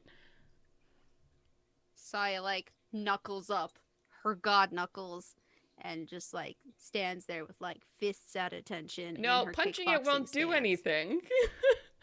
These aren't normal punchy things. Is there a weave around, something around that I can just, like, demonstrate real quick? Yeah, like, this. Look so at this, everything motherfucker. you're on. Yeah, you're standing on one. There's one by you. Yeah, you want to go ahead and roll some damage? Yes, I do. So it's an unarmed strike. These Probably are all not going to the be one you're unarmed standing strike. on. I keep just hearing, these ain't your mom's knuckles. That's an 18 to hit. Yeah. Okay. Yeah, you definitely hit it. But yeah, the damage. 14 damage. Okay. Yeah. So you punch into it, and you all see that. Yeah, the thread like cuts and starts to. I mean, it's a strike is equally as good as what Rem is doing at this point, and Ooh. which is still not massively impressive. But she's like, "Oh, where did you? You know what? Whatever. Do you all have super cool weapons that somehow work?" No, many No. TOs would No. only make one. We're just here for support. Well, that's a real bummer, but I guess, I don't know, keep us alive? And Rem just kind of starts hacking and slashing away I'm here. curious about what you mean by alive, because so far it just looks like these threads are snaking along. Like, do they hit back? Yeah, it's funny you should say that, because as, you do kind of, you did that punch, Saye, and Rem is still continuing to stand there, and the rest of you are trying to sort of figure out what to do. This roaring sound fills the room, and it's hard to tell what direction it comes from, because it kind of comes from everywhere. Now, the door that you came through is totally gone. You are surrounded 360 by these moving threads, which seem to speed up very rapidly as this roar rings out through the room. And through this thick kind of jungle of threads that you find yourself in, you see a shape amalgamating as some of these threads are winding together to create this roughly humanoid shaped being that seems to be completely composed out of these moving threads. It's hard to tell if it actually is one creature or it's the living threads of this room that happen to circle around each other in this moment. But it rises huge and towering above you all till you cannot see it. You just see like the edge of a hand kind of swinging in towards you as this thing is clearly coming in for a fight. And Rem's like, okay, well, we should start with that. And I'd like everybody to roll some initiative. Oh boy. Y'all just had to come in and fight the weave, huh? You know, You know us. really cute. Might fight a weave later. Usually it's yank a weave. but Yeah, I today know. we'll fight Today, we cutting just a it. weave. I got a 17. 17. Same. You definitely go first. Yeah, you definitely go first, though. Monk lady. I got a I got- 16. Okay. I got a natural 1 for a total of 3. Wow! Yo. Homie. Oh my god, what a roll. Okay. Let's get him out early. Oh my god. Okay, so Kara got a 3. Nice! And Fair got a 17. That's some finale episode shit. Truly. Listen, I got a 29 earlier, so I'm feeling So- we're good. It balances out, On my right? athletics. So I'm sorry. Arnadel, what did you get again? 16. 16. All right. Very cool. Hmm. Oh boy. All right, hang on. I have a few things to move around here for initiative. Don't mind me. Don't mind me at all. Everybody have their fighting pants on? Mm-hmm. Yeah, I'm my reading fighting my- skirt on. My big girl potion. So I will emphasize you you all can damage the threads of this room, sort of. Saye is the one who can do permanent damage. But you all, I promise, will be able to do something to it if you attack it. And that's all I'll say on the subject. Okay. That's all I'll Good to know. Okay, so as we are starting, we of course are starting with my colossal thread woven golem thing. So what we are gonna do, you see this thing, it's talking maybe, but it's really just vibrations that are shaking this room as it's from somewhere far up above you in this mass, this web of strings. Its head must be, because the body you're looking at, it is colossal sized. It is gargantuan. It's beyond comprehension how large this thing is, and it is bringing down one of these gigantic feet onto you that you see just kind of this, all the strings above it just part ways for it as it's trying to stomp you all with this foot. So all of you, because you're all in a nice little cluster, need to make a dexterity saving throw for me. Ooh. I'm gonna use Do I my- get to use my ring before or after I roll? After you roll. Cool, I'm going to use it. Okay. Got a 21. No, that'll fail. Oh, No. this Anyone will is fail? fail? A 21 is a fail. Oh, natural my 20. Fucking God. For natural 20 for a total of 23. A 23 is a fail. What? I did not pass. I got like an 18. I rolled a 19 with my ring of evasion. Or is that an automatic save if I use it? It's an automatic save if you use it. Cool. Cool. Which Fucking is- cool. Great. Okay. Does my natural evasion help or no? No. You take half damage, right? For a dexterity save, yes. You. Yeah. Oh, then you'll take no damage. You're right. Okay. What? Because of evasion? Yeah. So she didn't make it though, you said, right? Oh, she didn't make it. Oh, you didn't. Okay, you didn't make it. So yes, you're just Yeah. going to take half damage. All right, so that's going to be 27 bludgeoning damage as you all are stomped on by this mass of threads that comes together very quickly to form this kind of platform that comes down on you all as you all are knocked prone. Hey, I saved. Okay, except for you. Then you are going to take half damage. What was the... Nope, you're not going to take damage. No, you don't take any damage. You just get out of the way. I just whoop. Yep. So you all are knocked prone, which means probably that some of you are falling from this thread to different threads, but there are so many in this room. You don't actually take any falling damage, but you are knocked on your ass as this big foot comes down and slams into most of you. And it is certainly not done yet, so you hear that roaring sound once again, and this burst of like divine white light comes shooting towards you, Saye. A 38 to hit. Oh, that's a natural 20. Oh, are you kidding me? Yes, that hits. I forgot What to the roll fuck? my chest of reduction. Okay. I'm gonna do that. That is going to be 31 points of force damage as this divine bolt of energy comes flying towards you. And Holy then, shit. Kara, one of these bolts is coming for you, a 27 to hit. Yep. That is going to be 20 points of force damage as you also take this like blast right in the chest. Sorry, what was my damage? Oh no, I can't remember. 27. Sorry. I believe you. That sounds Uh, right. I By think the that's way, I 27. rolled my reduction and it's piercing damage. Okay. Minus 10 to piercing damage. I will say right now, nothing does piercing damage in this fight. Hell yeah. Fucking fortunate. Sorry. Okay. And it's got one more fight or one more attack, right? Yeah. So it's got 4 total. So here we go. Let's do one for Farah. A 19 to hit. I'm gonna shield it. Okay. So you manage to get out of the way as it sends one of these ropes, almost like an evil jump rope, as it goes like right against the ground. It's trying to just slap its edge into you, but you manage to throw yourself out of the way in time. And Rem is just like, okay, that thing did not show up until you got here, so don't tell me anything about golden threads and whatever.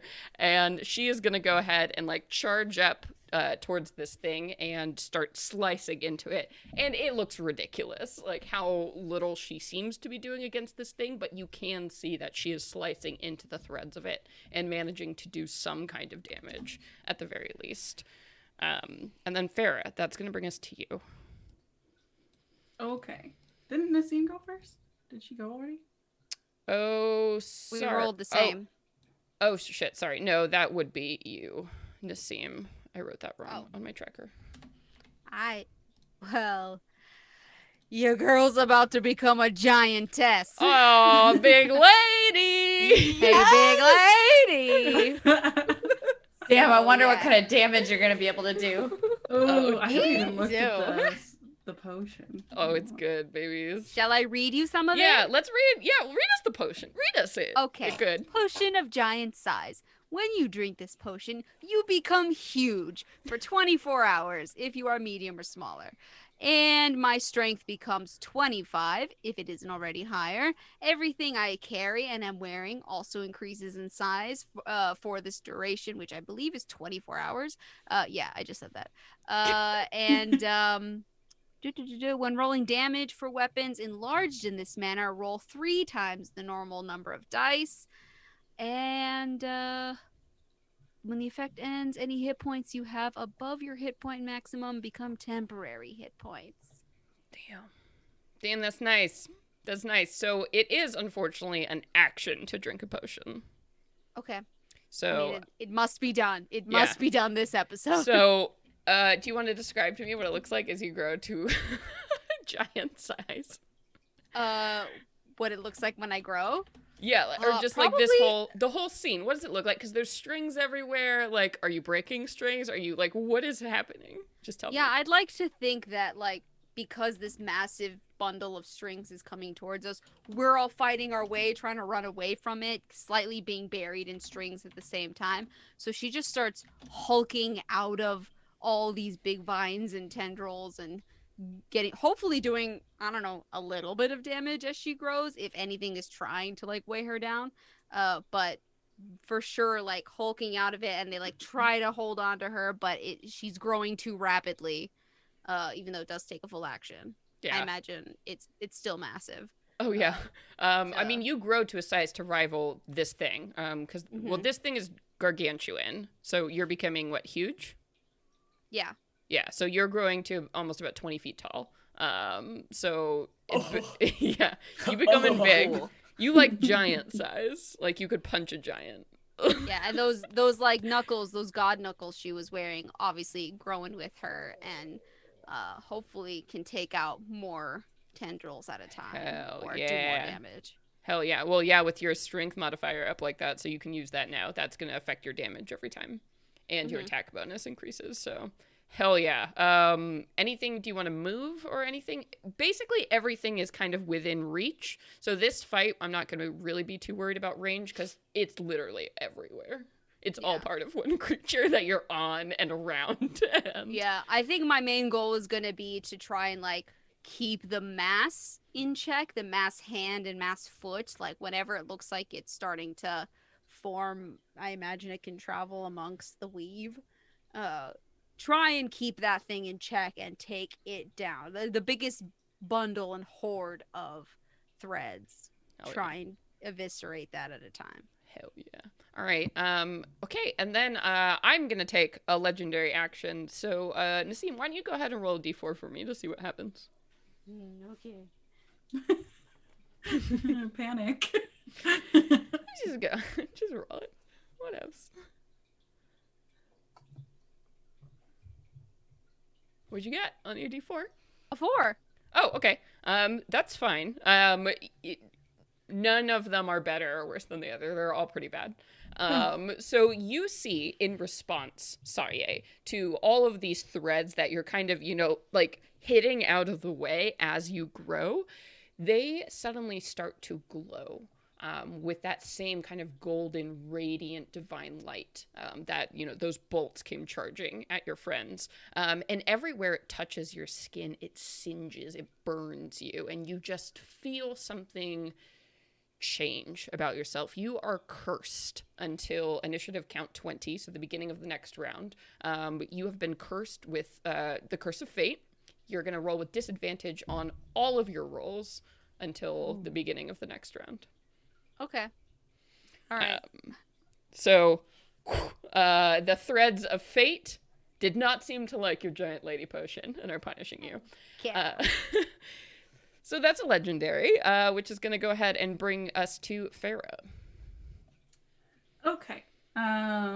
Bonus action. I'm going to go ahead and bring forth my wings. So instead of what normally happens with all the gold and the sparkles and the threads, it looks like just her diamond pupil starts to glow, but like this almost like sucking in light instead of like black, but then it will shift to white and kind of pulse. And you see just like these almost like hypnotically checkered wings that are more bat-like come from her back. Cool. And she's going to move a little bit to just try to keep herself agile. And then I'm going to go ahead and I'm going to cast Crown of Stars. Fuck yeah. And you just see like all these different little shapes go around her, and they almost look like each little star is like almost a member of a circus. Cool. As it animates around her head. I love your new chess theme. Stop. Thank this you. is fun for me. Hell yeah. Anything else for your turn? I think I should be able to I can make an attack right away when I summon that. Oh, hell yeah. So I'm going to go ahead and can we specifically hurt like the formation, or is it just all one entity all around us and it doesn't matter? It is all one entity all around you, and it doesn't matter. Any damage Alright. against any of these ropes is a damage against the weave, which is this creature. Okay. I'm sure it can regenerate, but go and help where I can. So I'm going to go ahead and make an attack. That's an 18 plus 11. Yes. That's a lot. That'll just do it. Let me roll this. 40, 12. Holy shit. That's going to be 36 points of damage. Yeah. So, you do see as you blast into this thing, you like burn kind of a craterous hole through one of these threads. You do see it almost instantly starts to knit itself back together. But here's what's happened. So I want you to take one of those D20s that I had you put to the side here.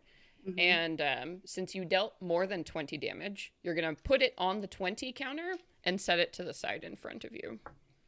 So the way this is going to work, anybody who is not Saye or Rem, you cannot permanently damage this thing. But what you can do is when you deal damage to it, you will get these dice.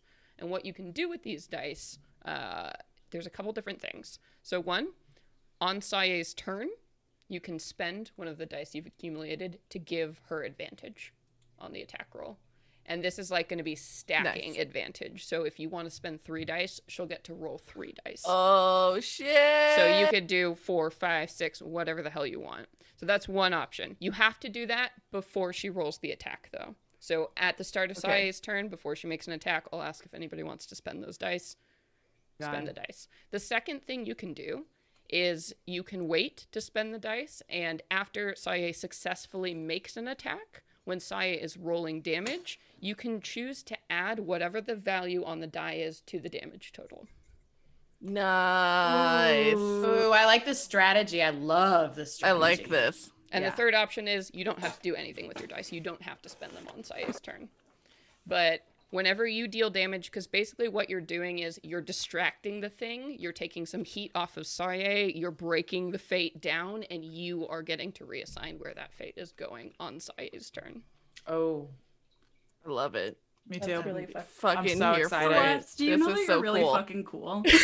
Yeah, that's fucking brilliant. It's like, Like I'm a game you're- designer for a living. It's like or you're a some shit. professional game designer. Oh my god. My God. So the more damage you deal, the higher the number on the dice, which means you can give Saye more damage, or if you roll low, even if you only do 1 or 2 damage, you can spend that to give an advantage. So it's all Wait, good so shit. we rather than setting aside, we roll it, right? No, so whatever you get, the damage value, that's what you set it on that face. Oh, But if and you're giving okay. advantage, it doesn't matter what number you rolled on the dice, Got you're just it. spending the dice for I advantage. see.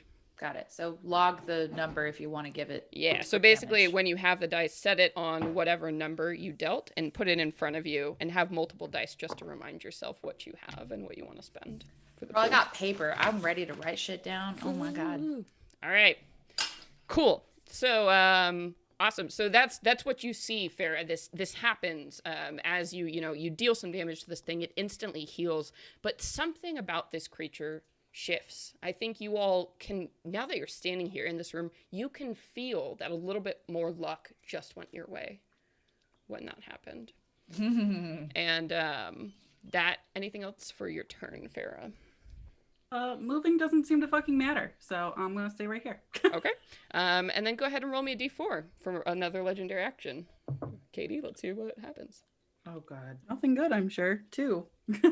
A 2. Okay. So one sneaky thread, like from behind you that wasn't part of the main thing, comes lashing towards you, Farah, and is clearly trying to hit you in this moment. So here we go. 27 to hit. That's gonna fucking hit me. Okay. All right. So that's as 29 points of damage as this thing comes at you like a whip from nowhere, lashing out. And then Arnadel, we come to you. I would like to activate my new and improved ability, Blade of Disaster. Oh shit! I'm so excited to use What? this. I only Good have 2 name. things that give me bonus actions. I was gonna ask if you have like Crown of Stars, right? I Yeah. get a bonus action. You can only do one thing that has a bonus action at a time. You can only You get can't one do like bonus 2 bonus. Unfortunately, not. That's what I In thought. 3.5, you could use super good, but Oh boy, yeah, I remember. oh the days. Cool. So I'm gonna activate that. Oh hell yeah! So what is the name of the spell? Blade of Disaster. Yeah. What a Do I get name. to use Hold up. it? What a name! I get to use it, right? Yeah. When you Okay, cool. cast it, you get to make 2, and then you can spend your Bonus Bonus action for action. another 2. Oh god, I'm so excited. Damn. Oh, cool. So- All right, so Yeah. it's concentration 1 minute. So that means every time you take damage, you will have to roll a concentration check. So try and Okay. remind me of that. Of course. But hell yeah. Do you want to describe what this looks like? Because you summon a blade. I'm gonna just keep going with that, like, even though I'm no longer part of like the great old one and I'm with the Raven Queen, I've definitely taken, imagine like a black hole energy situation that has a little bit of electricity, because that is my favorite thing. Mhm, So like mhm. black hole electricity, Hell yeah. All right. So you get black to make hole lightning, black lightning. black hole lightning. Black hole lightning. Yeah. So go ahead and make me those melee spell attacks. So let's start with the first one here. And let's go ahead and roll damage for each of these. So let's start with the first one and see if you hit. So I get to roll basically 4 times because I'm going to use my bonus action. So 4. Yeah. So the let's first let's one- do one at a time though for the D20 system, because you could potentially Oh, earn yeah. 4 dice right now. Okay, so I'm gonna the first one's 16. That is not going to hit. Okay, second one 21. 21 is not gonna hit. You can't chop through these threads. Third one is 12. Oh boy.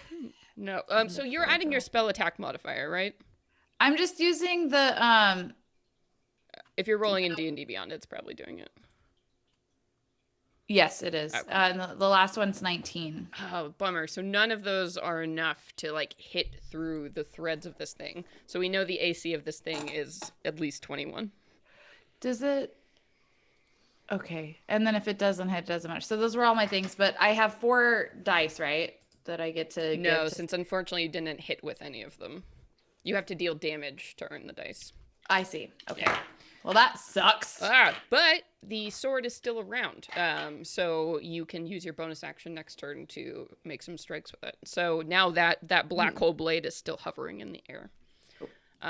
But go ahead and roll me a d4, Brittany, to see what this legendary threat action does. 3. Okay. So as you've summoned this blade, you see suddenly from either side of you this like ongoing like wall of threads comes up on either side of you, and they crash down over you until you find that you're in like a tight ball. From the outside, it looks like Arnadel has just been like locked into this yarn ball. Yes. Gift of the future? So it's not actually an attack. So you're not harmed. Like, I think you feel like, you know, these waves come in, you're fine. It's just that they form this ball around you, but you cannot see outside of it, and you cannot hear anything outside of it. It's like it's just put you in a little quiet sphere. Shoo, you're on timeout, honey. That motherfucker put me in time. Yeah, no shit. You got put I'm in the timeout dunce by box. the fates. The fates put you in timeout. Okay. Yeah, so until you deal with that, you're going to be in a timeout sphere. It's not anti-magic though, right? Nope. It's just you can't see anything outside of it, so a lot of your spells you won't be able to cast until you get out of this thing. Weird. And then Kara, we come to you. So you see Arnadel is in a ball. Farah just got whapped. And Saya is a giant lady. Giant lady. Well, first Kara is going to extend her hand and like give Saya's ankle a slap because now she's 20 feet tall, and she is going to cast Warding Bond. So Saya, your AC increases by 1. You have resistance to all damage. Oh shit. But whenever you take damage, I take damage. And Kara will yell out to you, "We're in this together!" There's like a booming voice.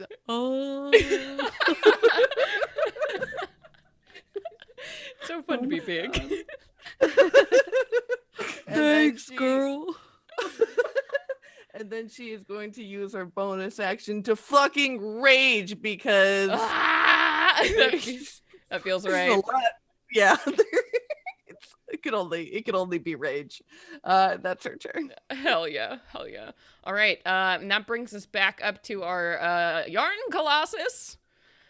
Oh boy, now you're giant. You're giant, Saya, so you make a great target. So we're gonna go ahead and do a few punchies. Here we go. Will a 24 hit you? Yeah. With your new AC? Yeah. Okay. All right. So that is going to be 37 points of bludgeoning damage as this thing brings down one of these club-like arms to slam into you. And then it is going to go ahead and hit you with 2 of these blasts of light. So a 20. Take 18. Okay. 18. So a 22 to hit. Will that hit you? Oh, damn. Yeah, that'll hit me. Okay. So that is going to be 19 points of force damage. Oof. So 10, 9. 9. And then another 22 to hit. Shit, yes. So that'll be 16 points of force damage. So 8. Okay. Yeah, and this thing is not done because it's also going to try and bring down another foot to kind of kick you in the chest this time. So here we go. Make me a dexterity saving throw. 27. Okay, that is going to do it.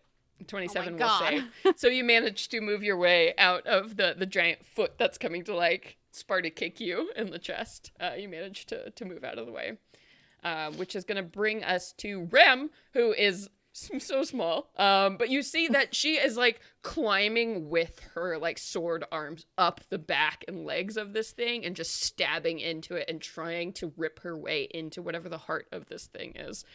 So she is clearly doing damage to this thing every round, which I am factoring in. Yeah. And then Saye, we come to you. So right now, Katie, you have a dice. Would you like to spend it for advantage?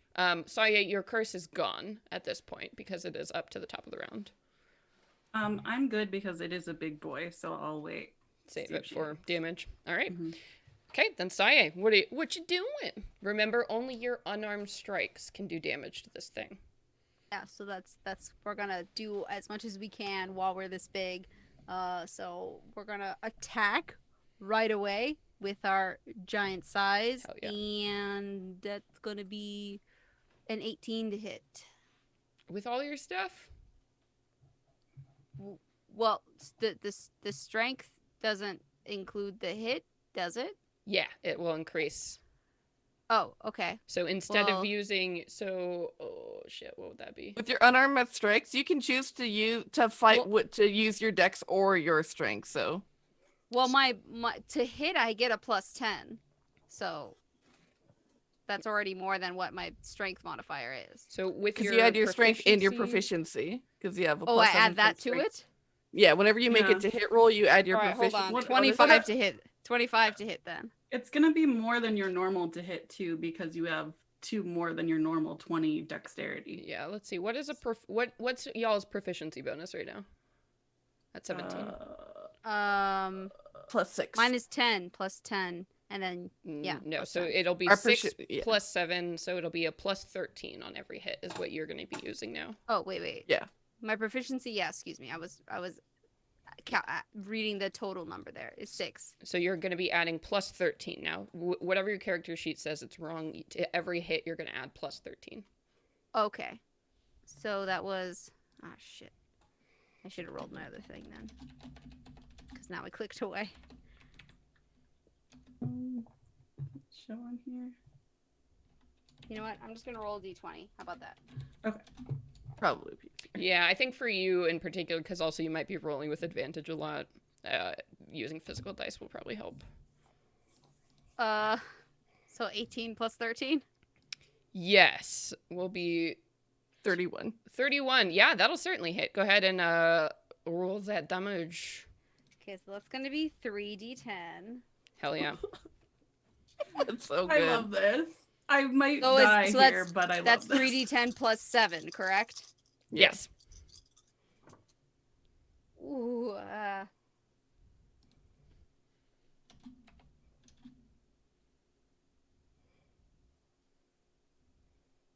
23 damage. Okay.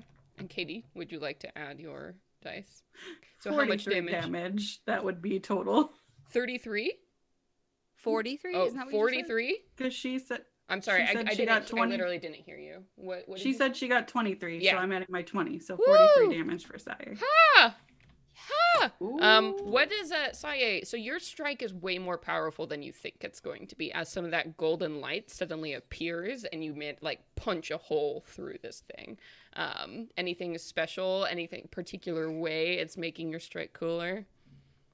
I like to see at least that the shape of this big foot is like coming at her once more, and she just like punches a hole right through the bottom of it. No. Yeah. Oh, hell yeah. All right, so Katie, that dice is spent, so put that dice back in your pool.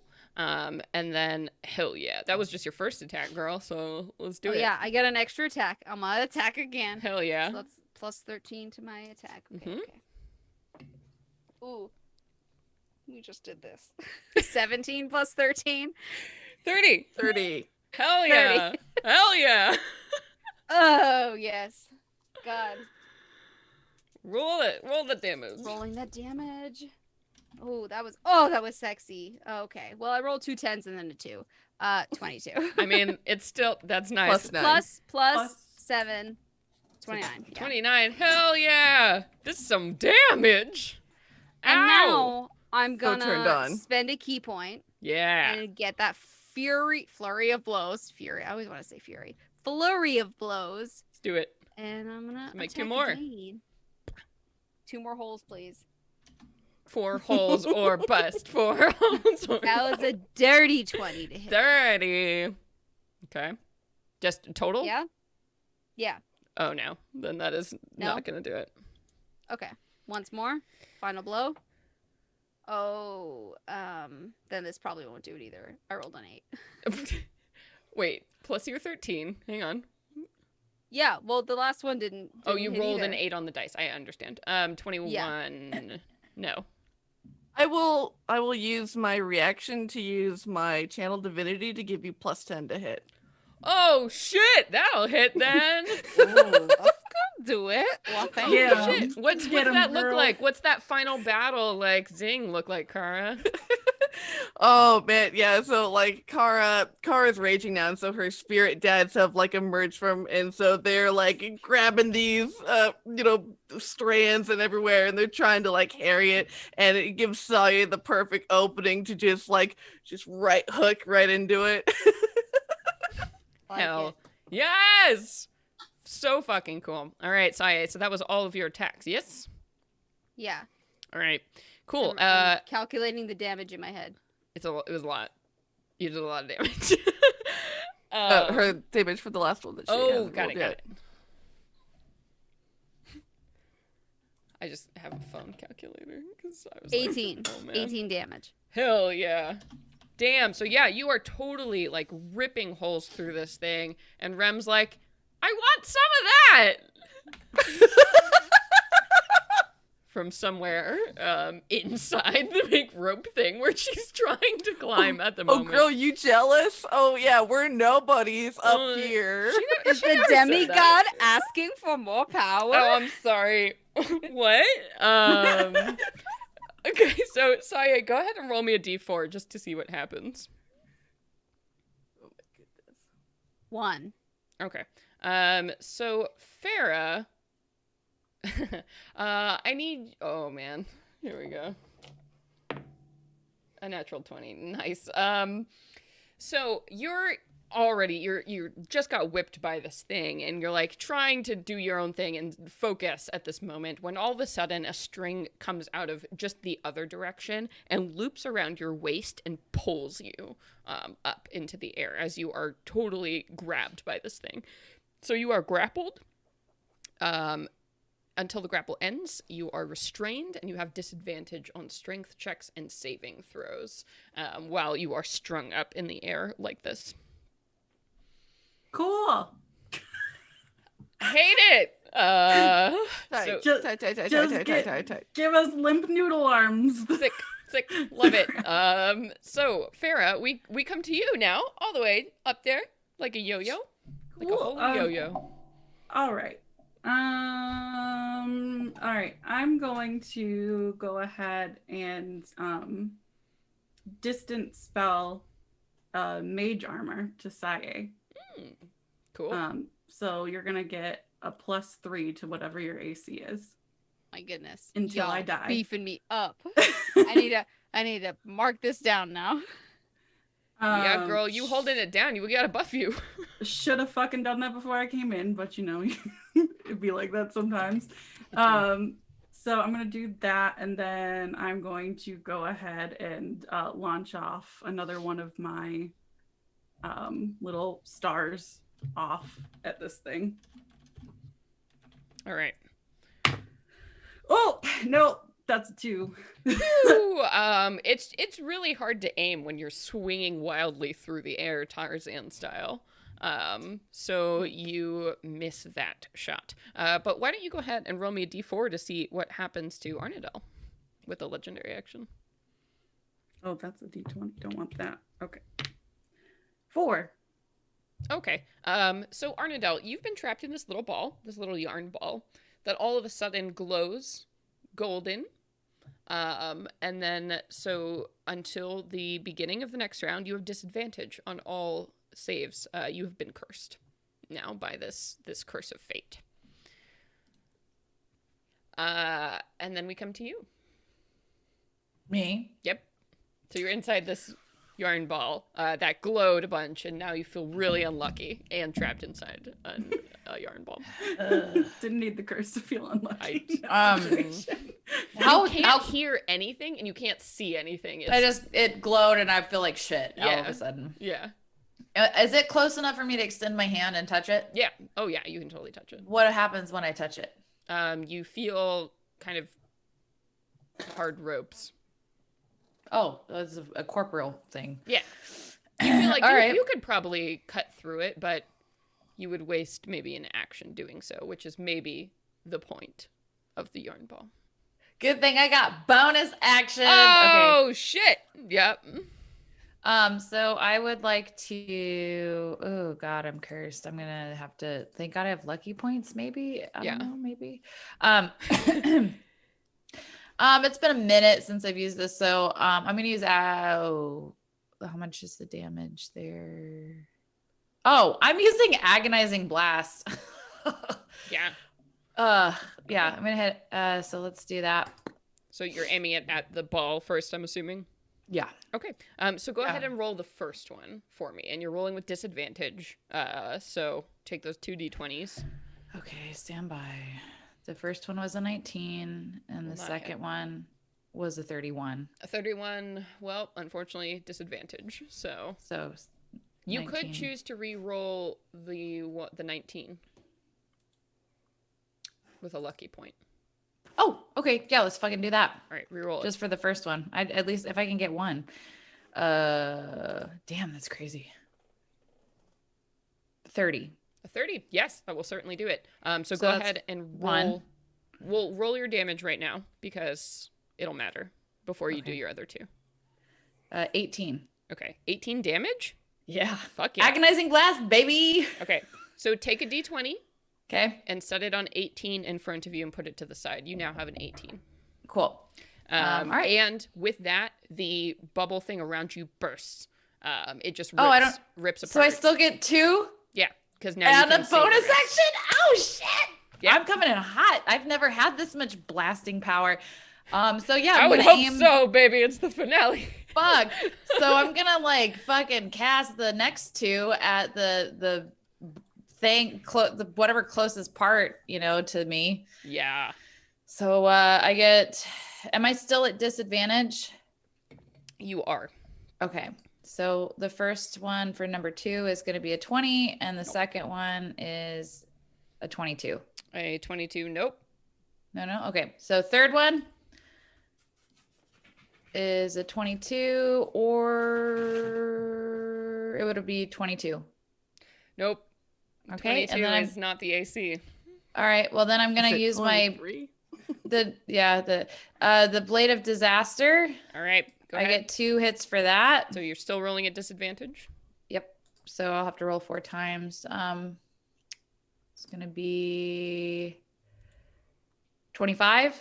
A 25 will hit. Hell yeah. Fuck yeah, that was a disadvantage. Okay, so do you want me to roll the damage for that? Yeah, roll the damage first.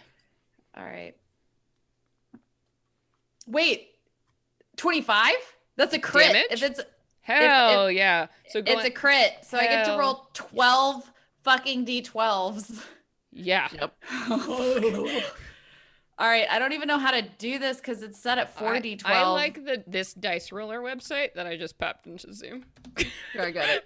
I got it. Oh. Can somebody roll I think Sage is doing 12d12 it. for Yeah. me, please? Sage just got And it. I still get another fucking attack. Hell yeah. 91. Holy shit. I mean, what do I do with that d20? What do I do with that? Is that a 20? So you get another d20 and it does max out at 20. So go ahead and you put that dice. So now you have 2 in your pool and yeah, one of those is a 20. So that's awesome. So I'll go ahead and roll that other Ow. one. Damn, yeah. Shit. Oh my fuck. god. That's a lot of I don't fucking think damage. that's 16. That's probably going to be the lowest. Yeah, the next one was a 16. Okay. Yes, that one will unfortunately hit. But yeah, so you are like, as you're chopping through and blasting this thing and this yarn ball, and this curse don't mean nothing to you. Oh my god. I don't think I've ever in the history of our game has ever dealt that much damage to anything. I think I'm trying to catch up with Kara. Like, I kind of want to see if Kara saw that. Yeah, to be like, what up? Big old fat fucking thumbs up. And she's just screaming like, yeah! Oh man. All right. Fuck yeah. Hell yeah. And I'm Brittany, like warm. yeah, why don't you go ahead and roll me a d4 to see what happens to Kara, though, with this bonus action. Oh God, I'm sorry. I hope it's okay. 2. Okay. Whoosh, a whiplash is coming at you, Kara, as this thing is trying to swing at you. 26 to hit. Yes. I will hit. Yes. Okay, here we go. 27 points of damage as this thing slams into you, and that's force damage as it brings down that whip. Yeah, that real nasty damage type that no one's resistant to. I am with my brooch. Just magic missiles. Isn't that force damage? Yeah, but It's specifically just magic. magic missiles. It's not all force damage, unfortunately. Damn it. I'm under here I know. under some false impressions. All right, so that brings us to Kara. Woo! All right, so Kara is going to, she's going to attack recklessly at this thing. So she's going to get advantage, and it's going to get advantage on her as well. Oh, okay. So that is a 24 to hit. Yeah. So you know a 24 hits and you know a 22 doesn't hit. So it's Okay. safe to assume the AC is 23, everybody. Yep. I pulled out some big guns for your so finale. it's 22 damage. Ooh, nice. So take a d20 and put a 20 in front of you in that pool.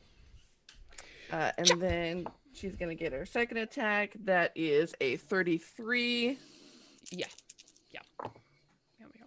That is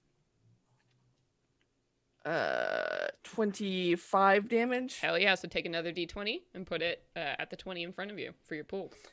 And then she's going to use her bonus action to attack. Hell yeah. And that is, that's only a 19. So that one glances off of the these god threads. Hell yeah. Anything else for your turn? That is it. Okay. I have to grab another beer and pee, but I'll be right back. With the Colossus's turn. Da da da. I'm having so much fun. I didn't think I would. I thought I would be stressed out this whole damn episode, but man, being giant is fun. It's cool as heck. Is this so with that that curse that only lasts for 1 round, right? Yeah, Okay, cool. Fucking cool. you'll be good. In I just hate a it. second. It is not it's not fun. But also like Watching you kick so much ass though is definitely added become a giant woman to my D&D bucket list. Yeah. Mm-hmm. I fucking love this For shit. real. Oh, man. Oh my god. I am just it's not just gonna end with the battle. Like well, it can't. It just can't. I can't believe. I know. I told my fiance, he's like, "Oh, so you're done at 1?" And I was like, "We're not done at 1. You're funny." I am looking forward to what happens when this is done. I wanna know. I wanna know. I know what love Okay. is. Y'all I'm ready for working my another way round through of this bottle, pain? everyone.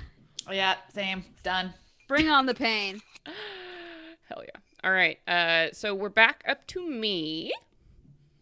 Oh, me. And it's still really fixated on this giant lady who seems to be doing a lot of damage to it. So these are all coming for you, sorry. Mhm. Surprise. I know. 27 gonna hit you?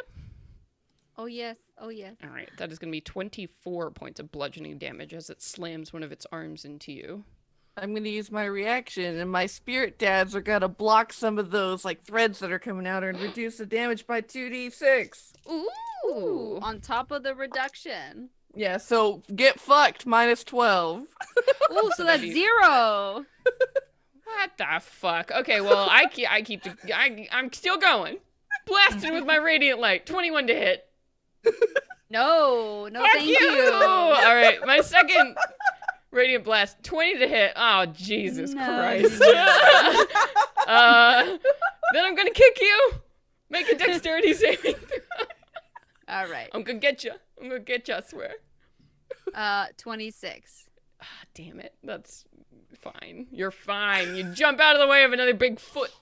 So you successfully are like, no, I'll turn. And take I bet no this damage. is fucking glorious to watch. Like Yeah, we're watching well, a proper ninja moment. This is a like just proper kaiju Ip fight Man. that we're watching here. Big thread beast and giant lady.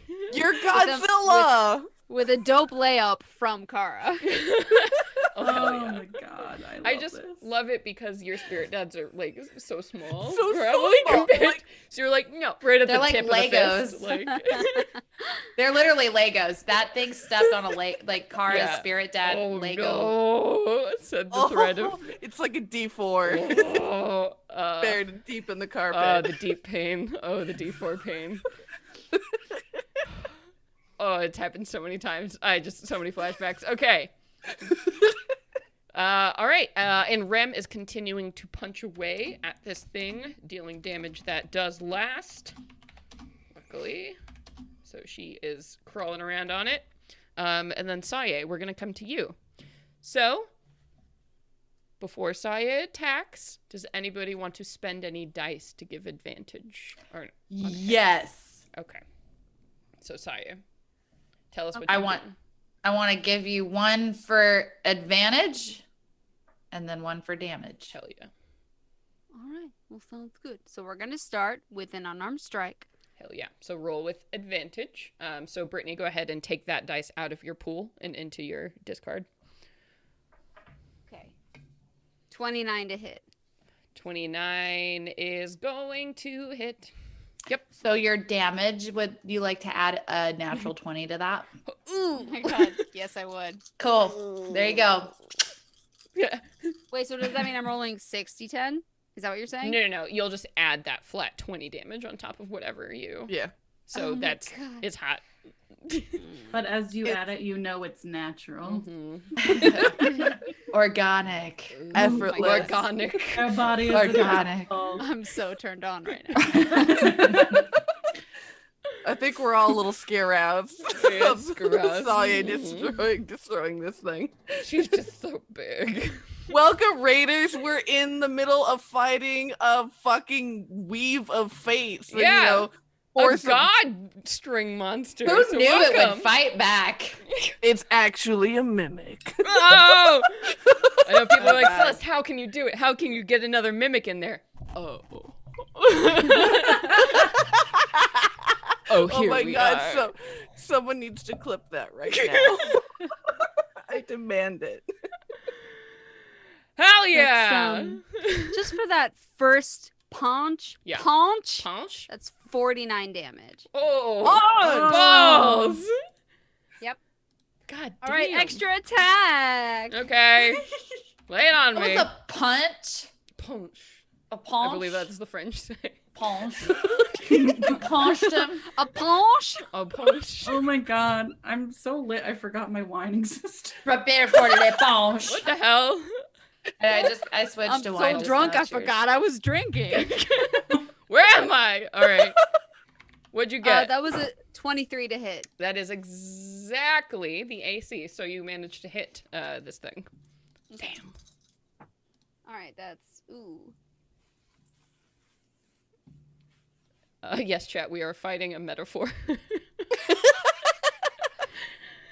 22 more damage. I'll spend my Oh! D20 to make it 42. Ah! All right. So take that out of your pool. Damn. Okay, flurry You of created blows. this. I know. Or- I kind of like it. Also hate it. This Well, I leaves- still bet we have a couple more rounds left. Yes, we I do. don't- I mean, yeah. Yeah. I'm sure we've still got some Oh, time. don't you worry. We're like all having a party about it.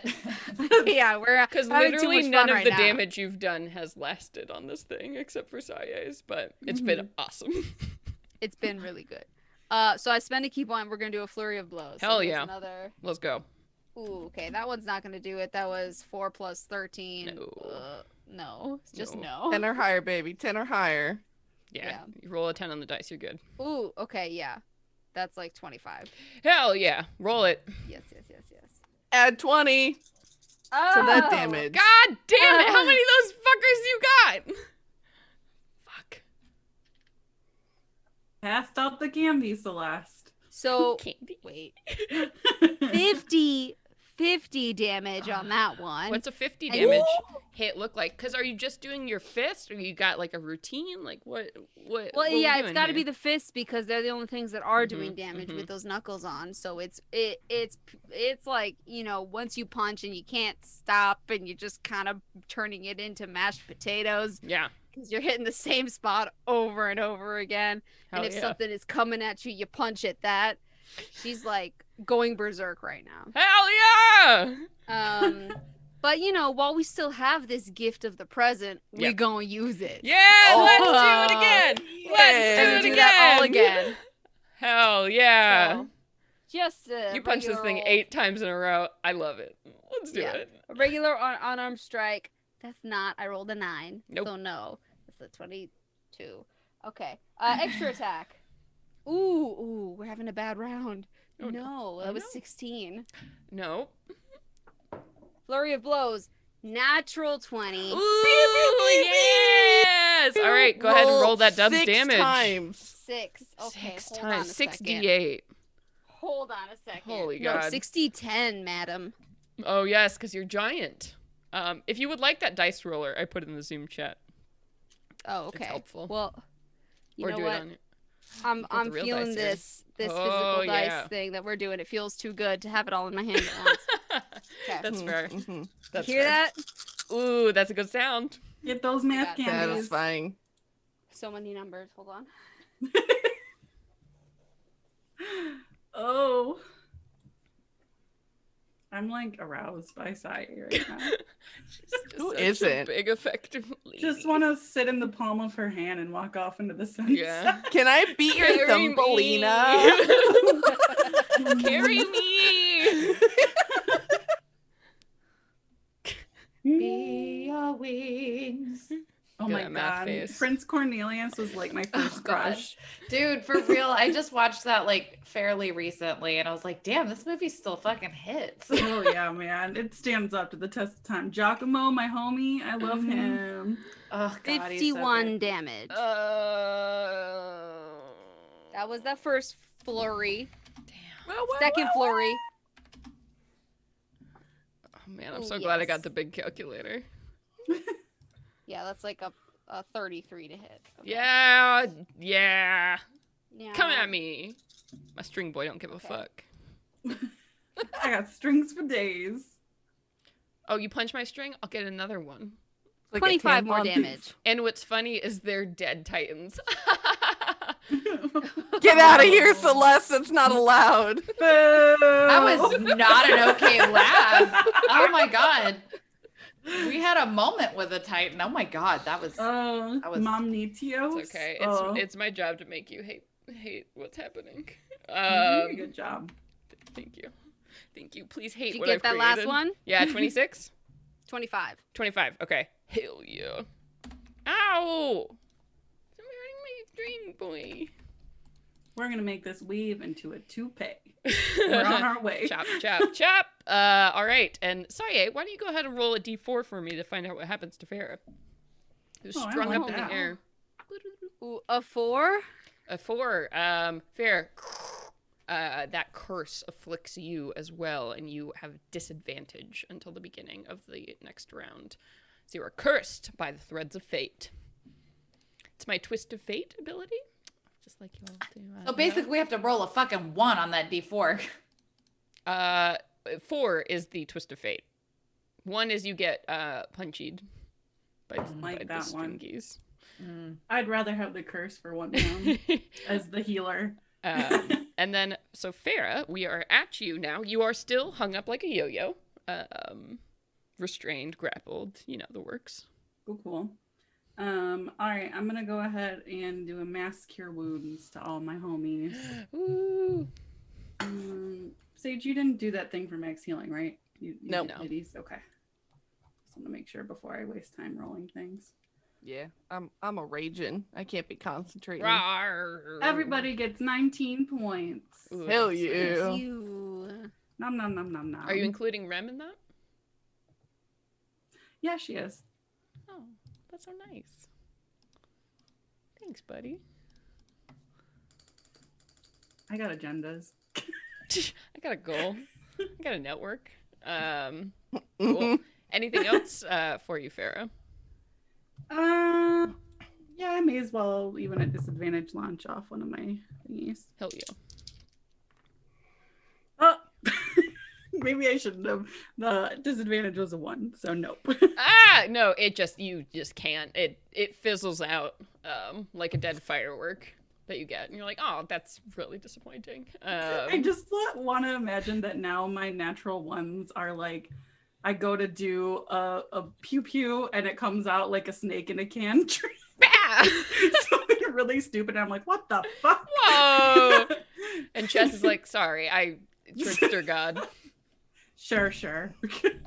Trickster God. It's just part of it. Yeah, very funny. Part of the The thing. whole bag. Yeah. So go ahead and roll me a d4, Katie, to find out what happens to Arnadel. You know, I kind of like that I'm not rolling it for myself. Yeah, you're just doing it to your friends. It makes me feel less scared every time. No, like just like because I can heal everybody else like easily. 2 is my number. 2. Okay. A whiplash is coming at you, Arnadel. So here we go. Is it an attack? It is. Gift of the future. Yeah, which is great because I rolled an 18 on the dice. So let me reroll. Fuck, that's a 2. Okay. Oh! Yes! Thank God. And the sisters, can we talk about the irony right now? Right? Oh, I love it so much. Spoiler alert. You are not going to have these gifts the minute you get it. Oh, no shit. What But do I'm you going to mean? use them. Oh, I forget about What do them you all mean the they're time so anyway. good? They love us. Does that mean that awful fucking mark on the palms of our hands goes away too? I don't know. Maybe no, it turns shit brown. Oh, It's a scar. It's probably already. Yeah, they're like, ha, got you. No, it'll go away. It'll all go away. So that one, damn. All right. So the threads are not gonna hit you. At the last minute, you are like, no, and you counterbalance fate. So Arnadel, we come to you. I just love what agonizing blast. It's like when you forget about your favorite tool and Yeah, then you and then you're pull like, it out of "Oh, the yeah." box and you're like, oh yeah, you're fucking dope. So yeah, I'm gonna do some more agonizing blast. Where is it? Let me back my spells. So let's go again. 3 bits, and we'll do the same way, right? You.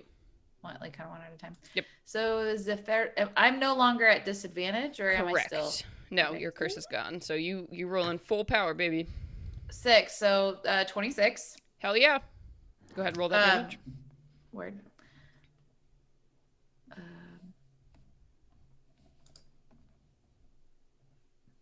17. All right. So go ahead, take a d20, put that 17 in front of you. Oh my god, where is the 17? Oh, fuck.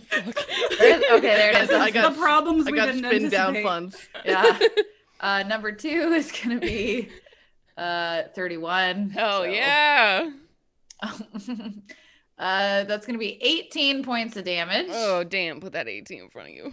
Oh boy, I've It's never been nice. so in love with a cantrip. It's a fun 34 game. points, 34 to hit. Yeah. I'm so delighted. And 19 points of damage. All right. Put that goddamn thing in your pool. I'm sorry. I just have to cackle at this. Bonus action. Here we go. Hell yeah. 2 more attacks. Let's go. I'm So sorry. sexy. I'm overheated right now. No, it's good. Got a case of the vapors. Whoa. I know, right? Okay, the first one was a 21, so nah. Nah.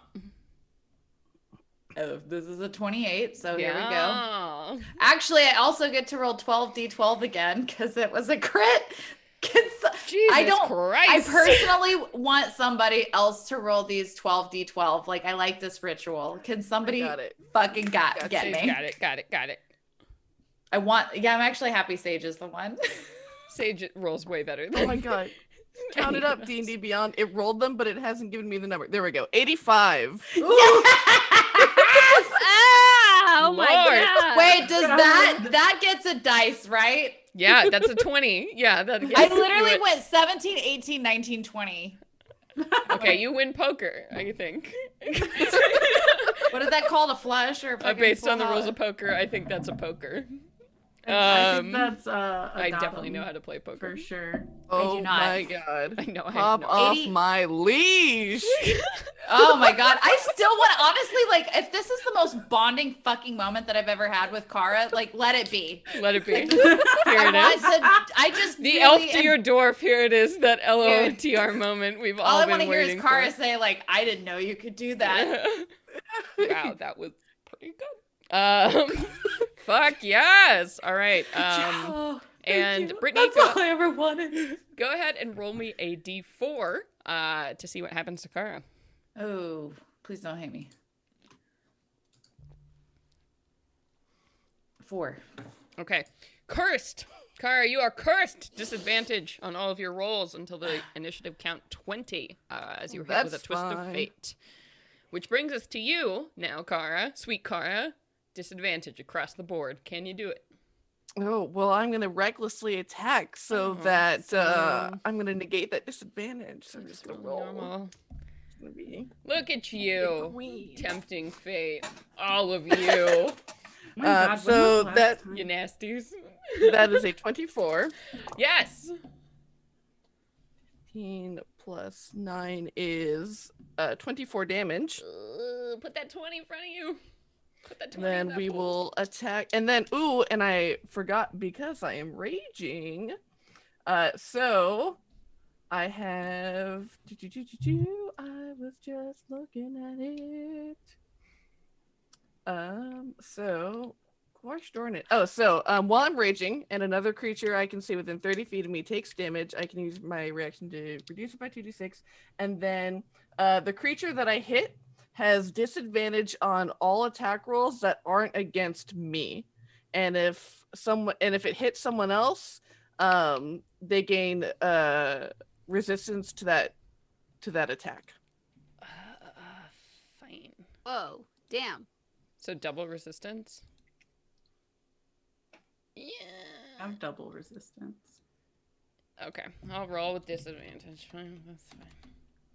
I don't care. Yeah, they have resistance to the damage dealt by that attack. Okay, and then I'll make my second attack, which will be with disadvantage. And that's going to be a 14 plus 15 for 29, Yeah, that'll do. and that's going to be 15 damage. Hell yeah. Take that 15 on your d20, add it to the pool. And then she's going to use her bonus action to attack, Yes. which will be a disadvantage. So that I got a 1 and a 2, so that'll be 1 plus 15 is going to be 16. She's going to use her second channel divinity to get another plus 10 to make it a 25. Oh, damn. All right. Okay. You calling on your gods. Yeah, you call in those phone calls for until you can't anymore. That's all I'm saying. Yeah. Oh, we absolutely will. That's all I'm fucking That's- saying. Another 13 damage. So Hell okay, yeah. I So can- go ahead and take that 13, add it to your pool. Fuck yeah. Brilliant. All right. And that's going to bring us up to the Colossus, who's going to try and do some smackos with disadvantage against Saye. So here we go. Raising some hell. A 36 or a 33. Will a 33 hit you? Yeah, why not? That'll be 29 points of damage as this thing slams an arm into you. And then Do I firing. still have resistance or no? Mhm. Yeah? Yes. Oh, okay. Okay. Okay. 38 to hit you. With the gets plus 18 on its attack, so it's you know Fuck. here we are. So that's gonna be 21 points of force damage. So that's gonna be reduced to 10. And then it's gonna fire at you again. So either a 27 or a 35 to hit. Will the 27 hit you? Yeah. All right. 18 more points of force damage, so reduced to 9. And then one more, it tries to hit you with a big kicky foot. Make a dexterity saving throw. 29. Damn. Monks. So you're Fucking fine. love 'em. You fine. Which brings us to Agile as Yoda, motherfucker. which brings us to Rem, who now has climbed all the way up to the top of this thing, and you see she brings around her the avatar arm has like become curved like a sickle blade, and she chops at like what the head of this thing would be, and you see like this clean cut moves through these threads as the head just like spirals off, and as these threads are severed, you see they evaporate into these the shower of gold, and you hear this like pluck sound that rings out all around you, but this thing is still up, still going. Saye, we come to you. So I will say, everybody, if you all go buck wild on your dice, we might be able to do it. So, Saye, are you attacking? You know it. Would anyone like to use a dice for advantage? I'll I spend want that to for give advantage. 2. Okay. So Sage, you want to spend 1 for advantage? Yeah. Brittany, do you want to spend 2 for this advantage, or do you want to spend 1 and then use an advantage on the next hit? 1. Okay. So so roll 3 dice, Saye, on this hit, and 3 take the D20s? highest. Yep. Okay. So it's like Trip's advantage. So both of you. I got a say- natural 20 on one of them. Hell yeah! That's how we do. Yeah. Just Yeah. Got 60-10 coming. So roll that, and then I'm sure people are gonna want to spend some dice on yeah. that. 18. Okay. Ooh. Yeah, 18. Both of us are giving 18? Oh, I'm gonna give my 20. Oh, 18 and 20. Oh. So that's gonna be 38 donation, and we'll see what Saye gets on. Oh, look at that math go. Oh shit.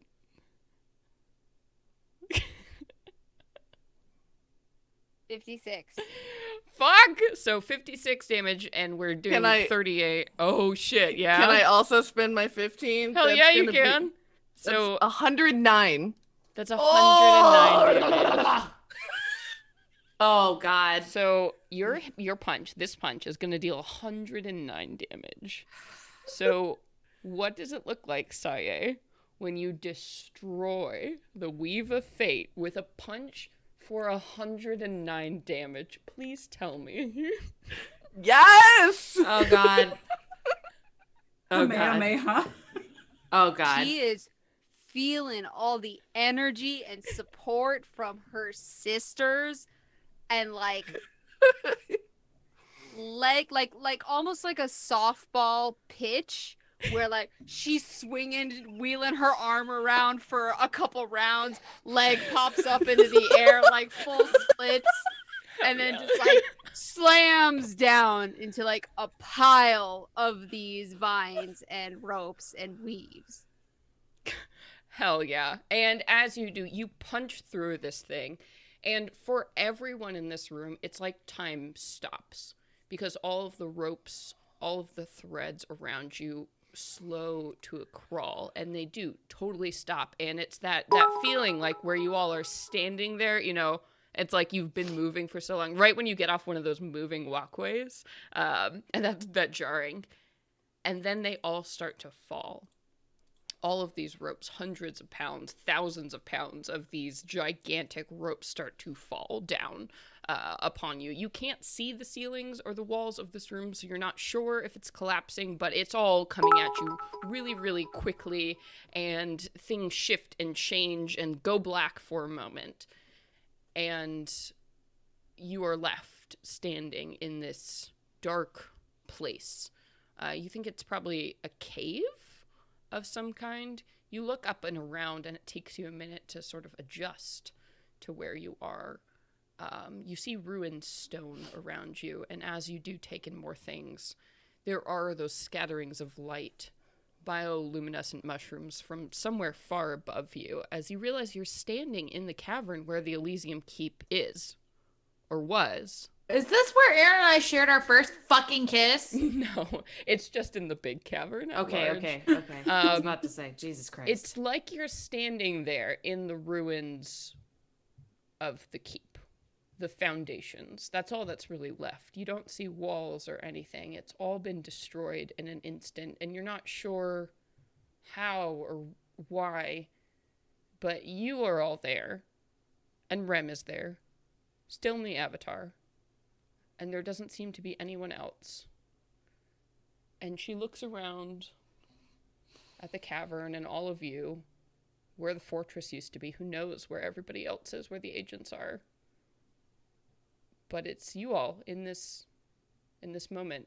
And she turns to you and says, wow. So I guess we did that. So what did y'all have in mind next? Well, I'm looking to start an organization of my own, and to all of these wonderful people here, I would like to extend an invitation to join the Order of Fury. Pretty cool. I think it looked really good on jackets. You're damn right. Always fucking important when you're starting a new organization. Gotta think Kara. about the branding. From up above, you hear, Kara, you've got your first initiate. Oh yes, you're still gigantic. You're standing there, like your feet are in those bottom kind of pools, and you're just Yeah. standing here. And Rem laughs, and then she takes off the helmet. You see her raise it above her head, and it's odd because it's that familiar face you saw so long, almost a year now. At this point, like maybe like 17, 18 years old, like close cropped, kind of black hair. Which is not an elf look anymore. No, she has like the elven ears still. But she looks at you all, and she's holding the helmet out. I mean, I'm not gonna pretend I did some pretty messed up stuff. But I don't know what's out there. I'm not exactly sure how much the world is going to change, but you know what? I know it's going to be better. And if you would like, and she kind of offers you all the helmet, the avatar. She's like, I use this to do what I wanted to do. If you want it now, by all means. Better to Sayas be in just the hands. darts eyes straight to Kara. She knows that, the instinct is that she should have it. Mm-hmm. Or at least she Yeah. should keep watch of it, if anything. Yeah, I think definitely Akara is the avatar keeper for sure. Kara's gonna take off her helmet, the one that she's had since episode 10, 12. 10. Who's this this metal helmet, this sort of bronze metal helmet with these Viking horns coming out the side and a great big huge amethyst gem on the center of it. Now one of the horns is chipped and cracked. They're a little bit yellow, and she's gonna take off her helmet and she's gonna hand it to Rem and take the avatar helmet. Yeah, and she does. She looks at it and she starts, the process of getting out of full plate armor to hand you these pieces. And while she does, she's like, I know you mentioned that you wanted me to stick around and stuff, and that's fine. But I think, well, for right now, there's going to be a lot of fallout and stuff, so you might be okay for a while. But if you all don't mind, I think I need to go and find out what happened to everyone. I think I owe them that. Okay. Report back in about a month. You're really getting off on this, aren't you? She kind of looks up at giant lady. So I mean, you kind of owe her. You did slit her throat. Then I just kind of dip out and back into the shadows. I mean, I I expect if our roles were reversed, y'all would have done the same. Maybe not. It doesn't really matter at this point. But I can say, all my life, I've had the short end of the stick when it comes to gods. They've made my life hell over and over and over again, and they're going to be coming for all of you. So, stay safe. I'll try to do what I can, but at the end of the day, you've at least made a lot of friends, and that'll certainly help. She looks at the avatar. Maybe we can even get a Titan back in the mix. Who knows what that'll do? Oh, Well, we know of one. Please That's just fun. tell us one way of getting in contact with you that is easier than all the hell we've tried. Sure. And she kind of digs around, like, now she's just wearing like kind of a loose like linen shirt that's like grimy and dirty from a fight. And she reaches around her neck and pulls something out on a leather cord, and it's just like a silver stone. She kind of hands to you, and she's like, you can just message me anytime through that. I'll be around. I'm sure Chess knows how to find me. And she gives you a meaningful look. Farah. Farah looks around and she's like, oh, me? What do you mean? But like she's Yes. smirking like she knows. Anyway, do you all know what happened to Isolde? I know that you really fucking hurt her. So what's that question holding it? You know what? Never mind. I shouldn't have asked. Last we saw her, she was bound up in the webs and the strings of fate. She had lost her destiny, Kara says with rabbit quotes. But now that it's destroyed, I hope she's okay. Me too. Well, maidens, it's been a pleasure. I suspect I'll be seeing you again very soon. In a month, actually. Funny you should say that. In a month. And she kind of gives like a little salute to you all. And then she's gone.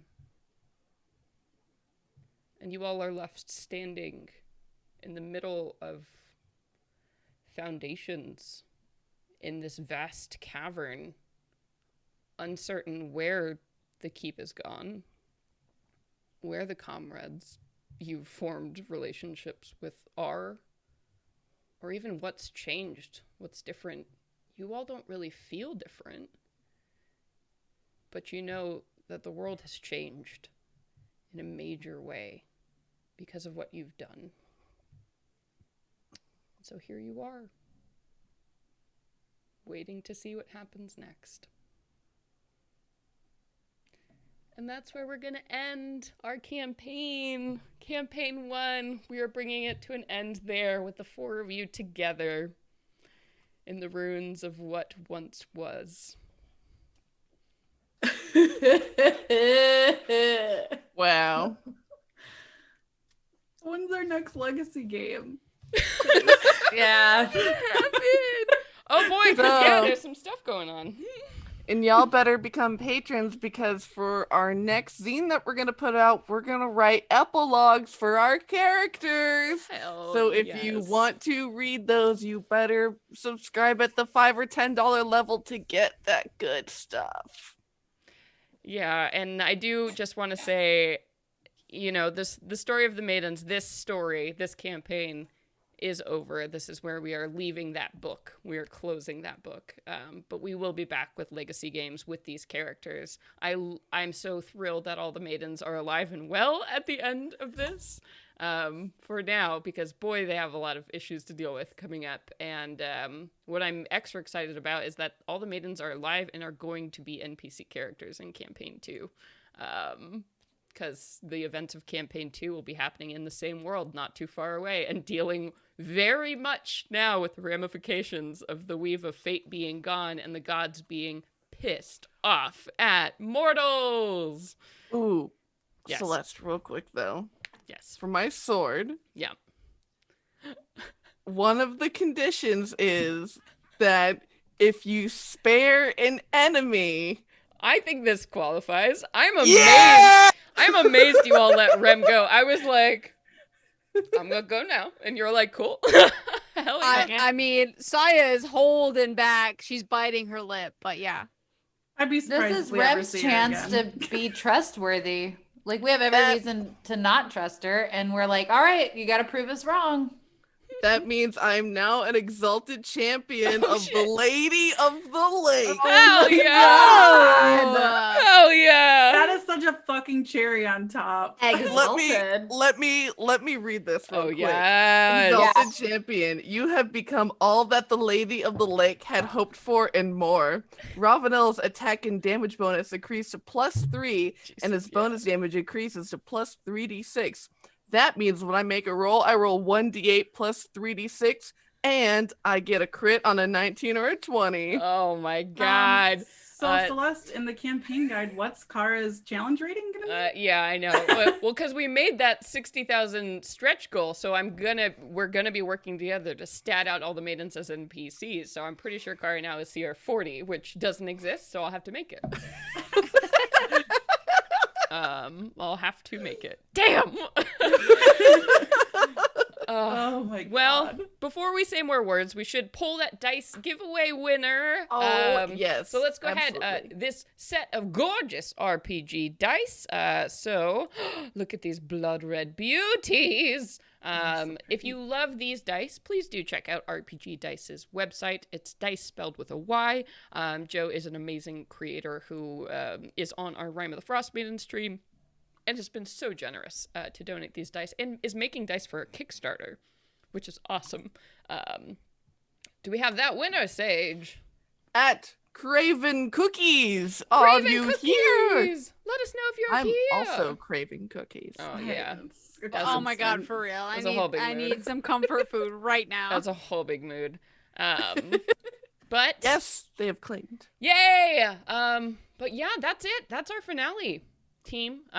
So there are some changes coming to the Venture Maidens. Brittany will not be joining us for campaign 2 because of career stuff and just other awesome stuff going on. But Brittany will certainly I'll be be back. around. Oh, I'll yeah. be around for like.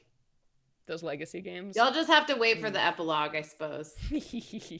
Yeah, and we are absolutely for special events, cons, live games. We're gonna be revisiting these characters, so this is certainly not the last you have seen of this iteration of the Venture Maidens.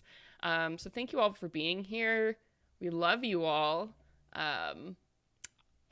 For the last time, in campaign 2, I have been your dungeon master, Celeste Konowich. I've been your Moon Elf Warlock, Arna Delethil, played by Brittany. Fuck. I am Katie, and I played Fair Valen, your tiefling sorceress, not a cleric or wizard. Shockingly. Thank you. Yeah, I personally needed that. And to end on an also correction, it's campaign 1. Celeste DM. Campaign 1 here. It's Nassim, your human monk, Sayonara. And I am Sage, now your High Commander, Kara Your Fury. Brynhilda. Cool shit. Oh wow. It's been a wild ride. kids. 5.5 years of being here. We couldn't do it without your support. Without each and every one of you telling people you love the show, the support in our Discord, our Patreon, just yelling everywhere about the show, our Kickstarter. You all are incredible. We couldn't do it without you. Venture Maidens is so much more than a show. It's grown to be a community, and that's because of you. So thank you for being here. Does anybody else want to say anything, or should I not so we don't cry? It's been a fucking journey. Yeah. May I make a personal? Yes, absolutely. This was 2019 on my road trip when I went around the whole fucking country, and I even got to hear things from people when I was overseas, in other countries. And I got to actually meet a lot of you, and not only just meet you, but I got to tattoo you. And that's really fucking special. And it is from this little project that we started as it was just a shits and giggles fun idea thing, so many years ago. And, as soon as I got back, I was ranting and raving to the rest of the maidens about this. The fact that we call each other the maidens, it's just grown into this whole thing. I am sad that I'm not being part of this second campaign. It was a long discussion. It was a hard decision, but I did ask Celeste. I was like, hey, I don't want to just not I want to, can I show up when it's okay to show up? So I'm going to miss you guys too, but I'll be back. And you're not leaving our fucking Venture Maidens chat and our little WhatsApp thing. No, I hope, girl, you better stay there. Oh, I will. I stink at I suck at texting. We all know how bad I suck at it, but I do check it. I do read it. And yeah, anytime we have a reunion thing, if it's possible to go to the physical things that we can go to, conventions and stuff, I very much want to go, and I want to keep meeting people and hearing people's individual stories about what it brought to them, and because it brings a lot to us too. So it's it's a very mutual thing. So deepest amounts of gratitude and joy. Hell yeah. Anyone else? That's a big mood. Say some words. I don't want to end it without everybody getting to say some words if they want to. I'm very overwhelmed right now.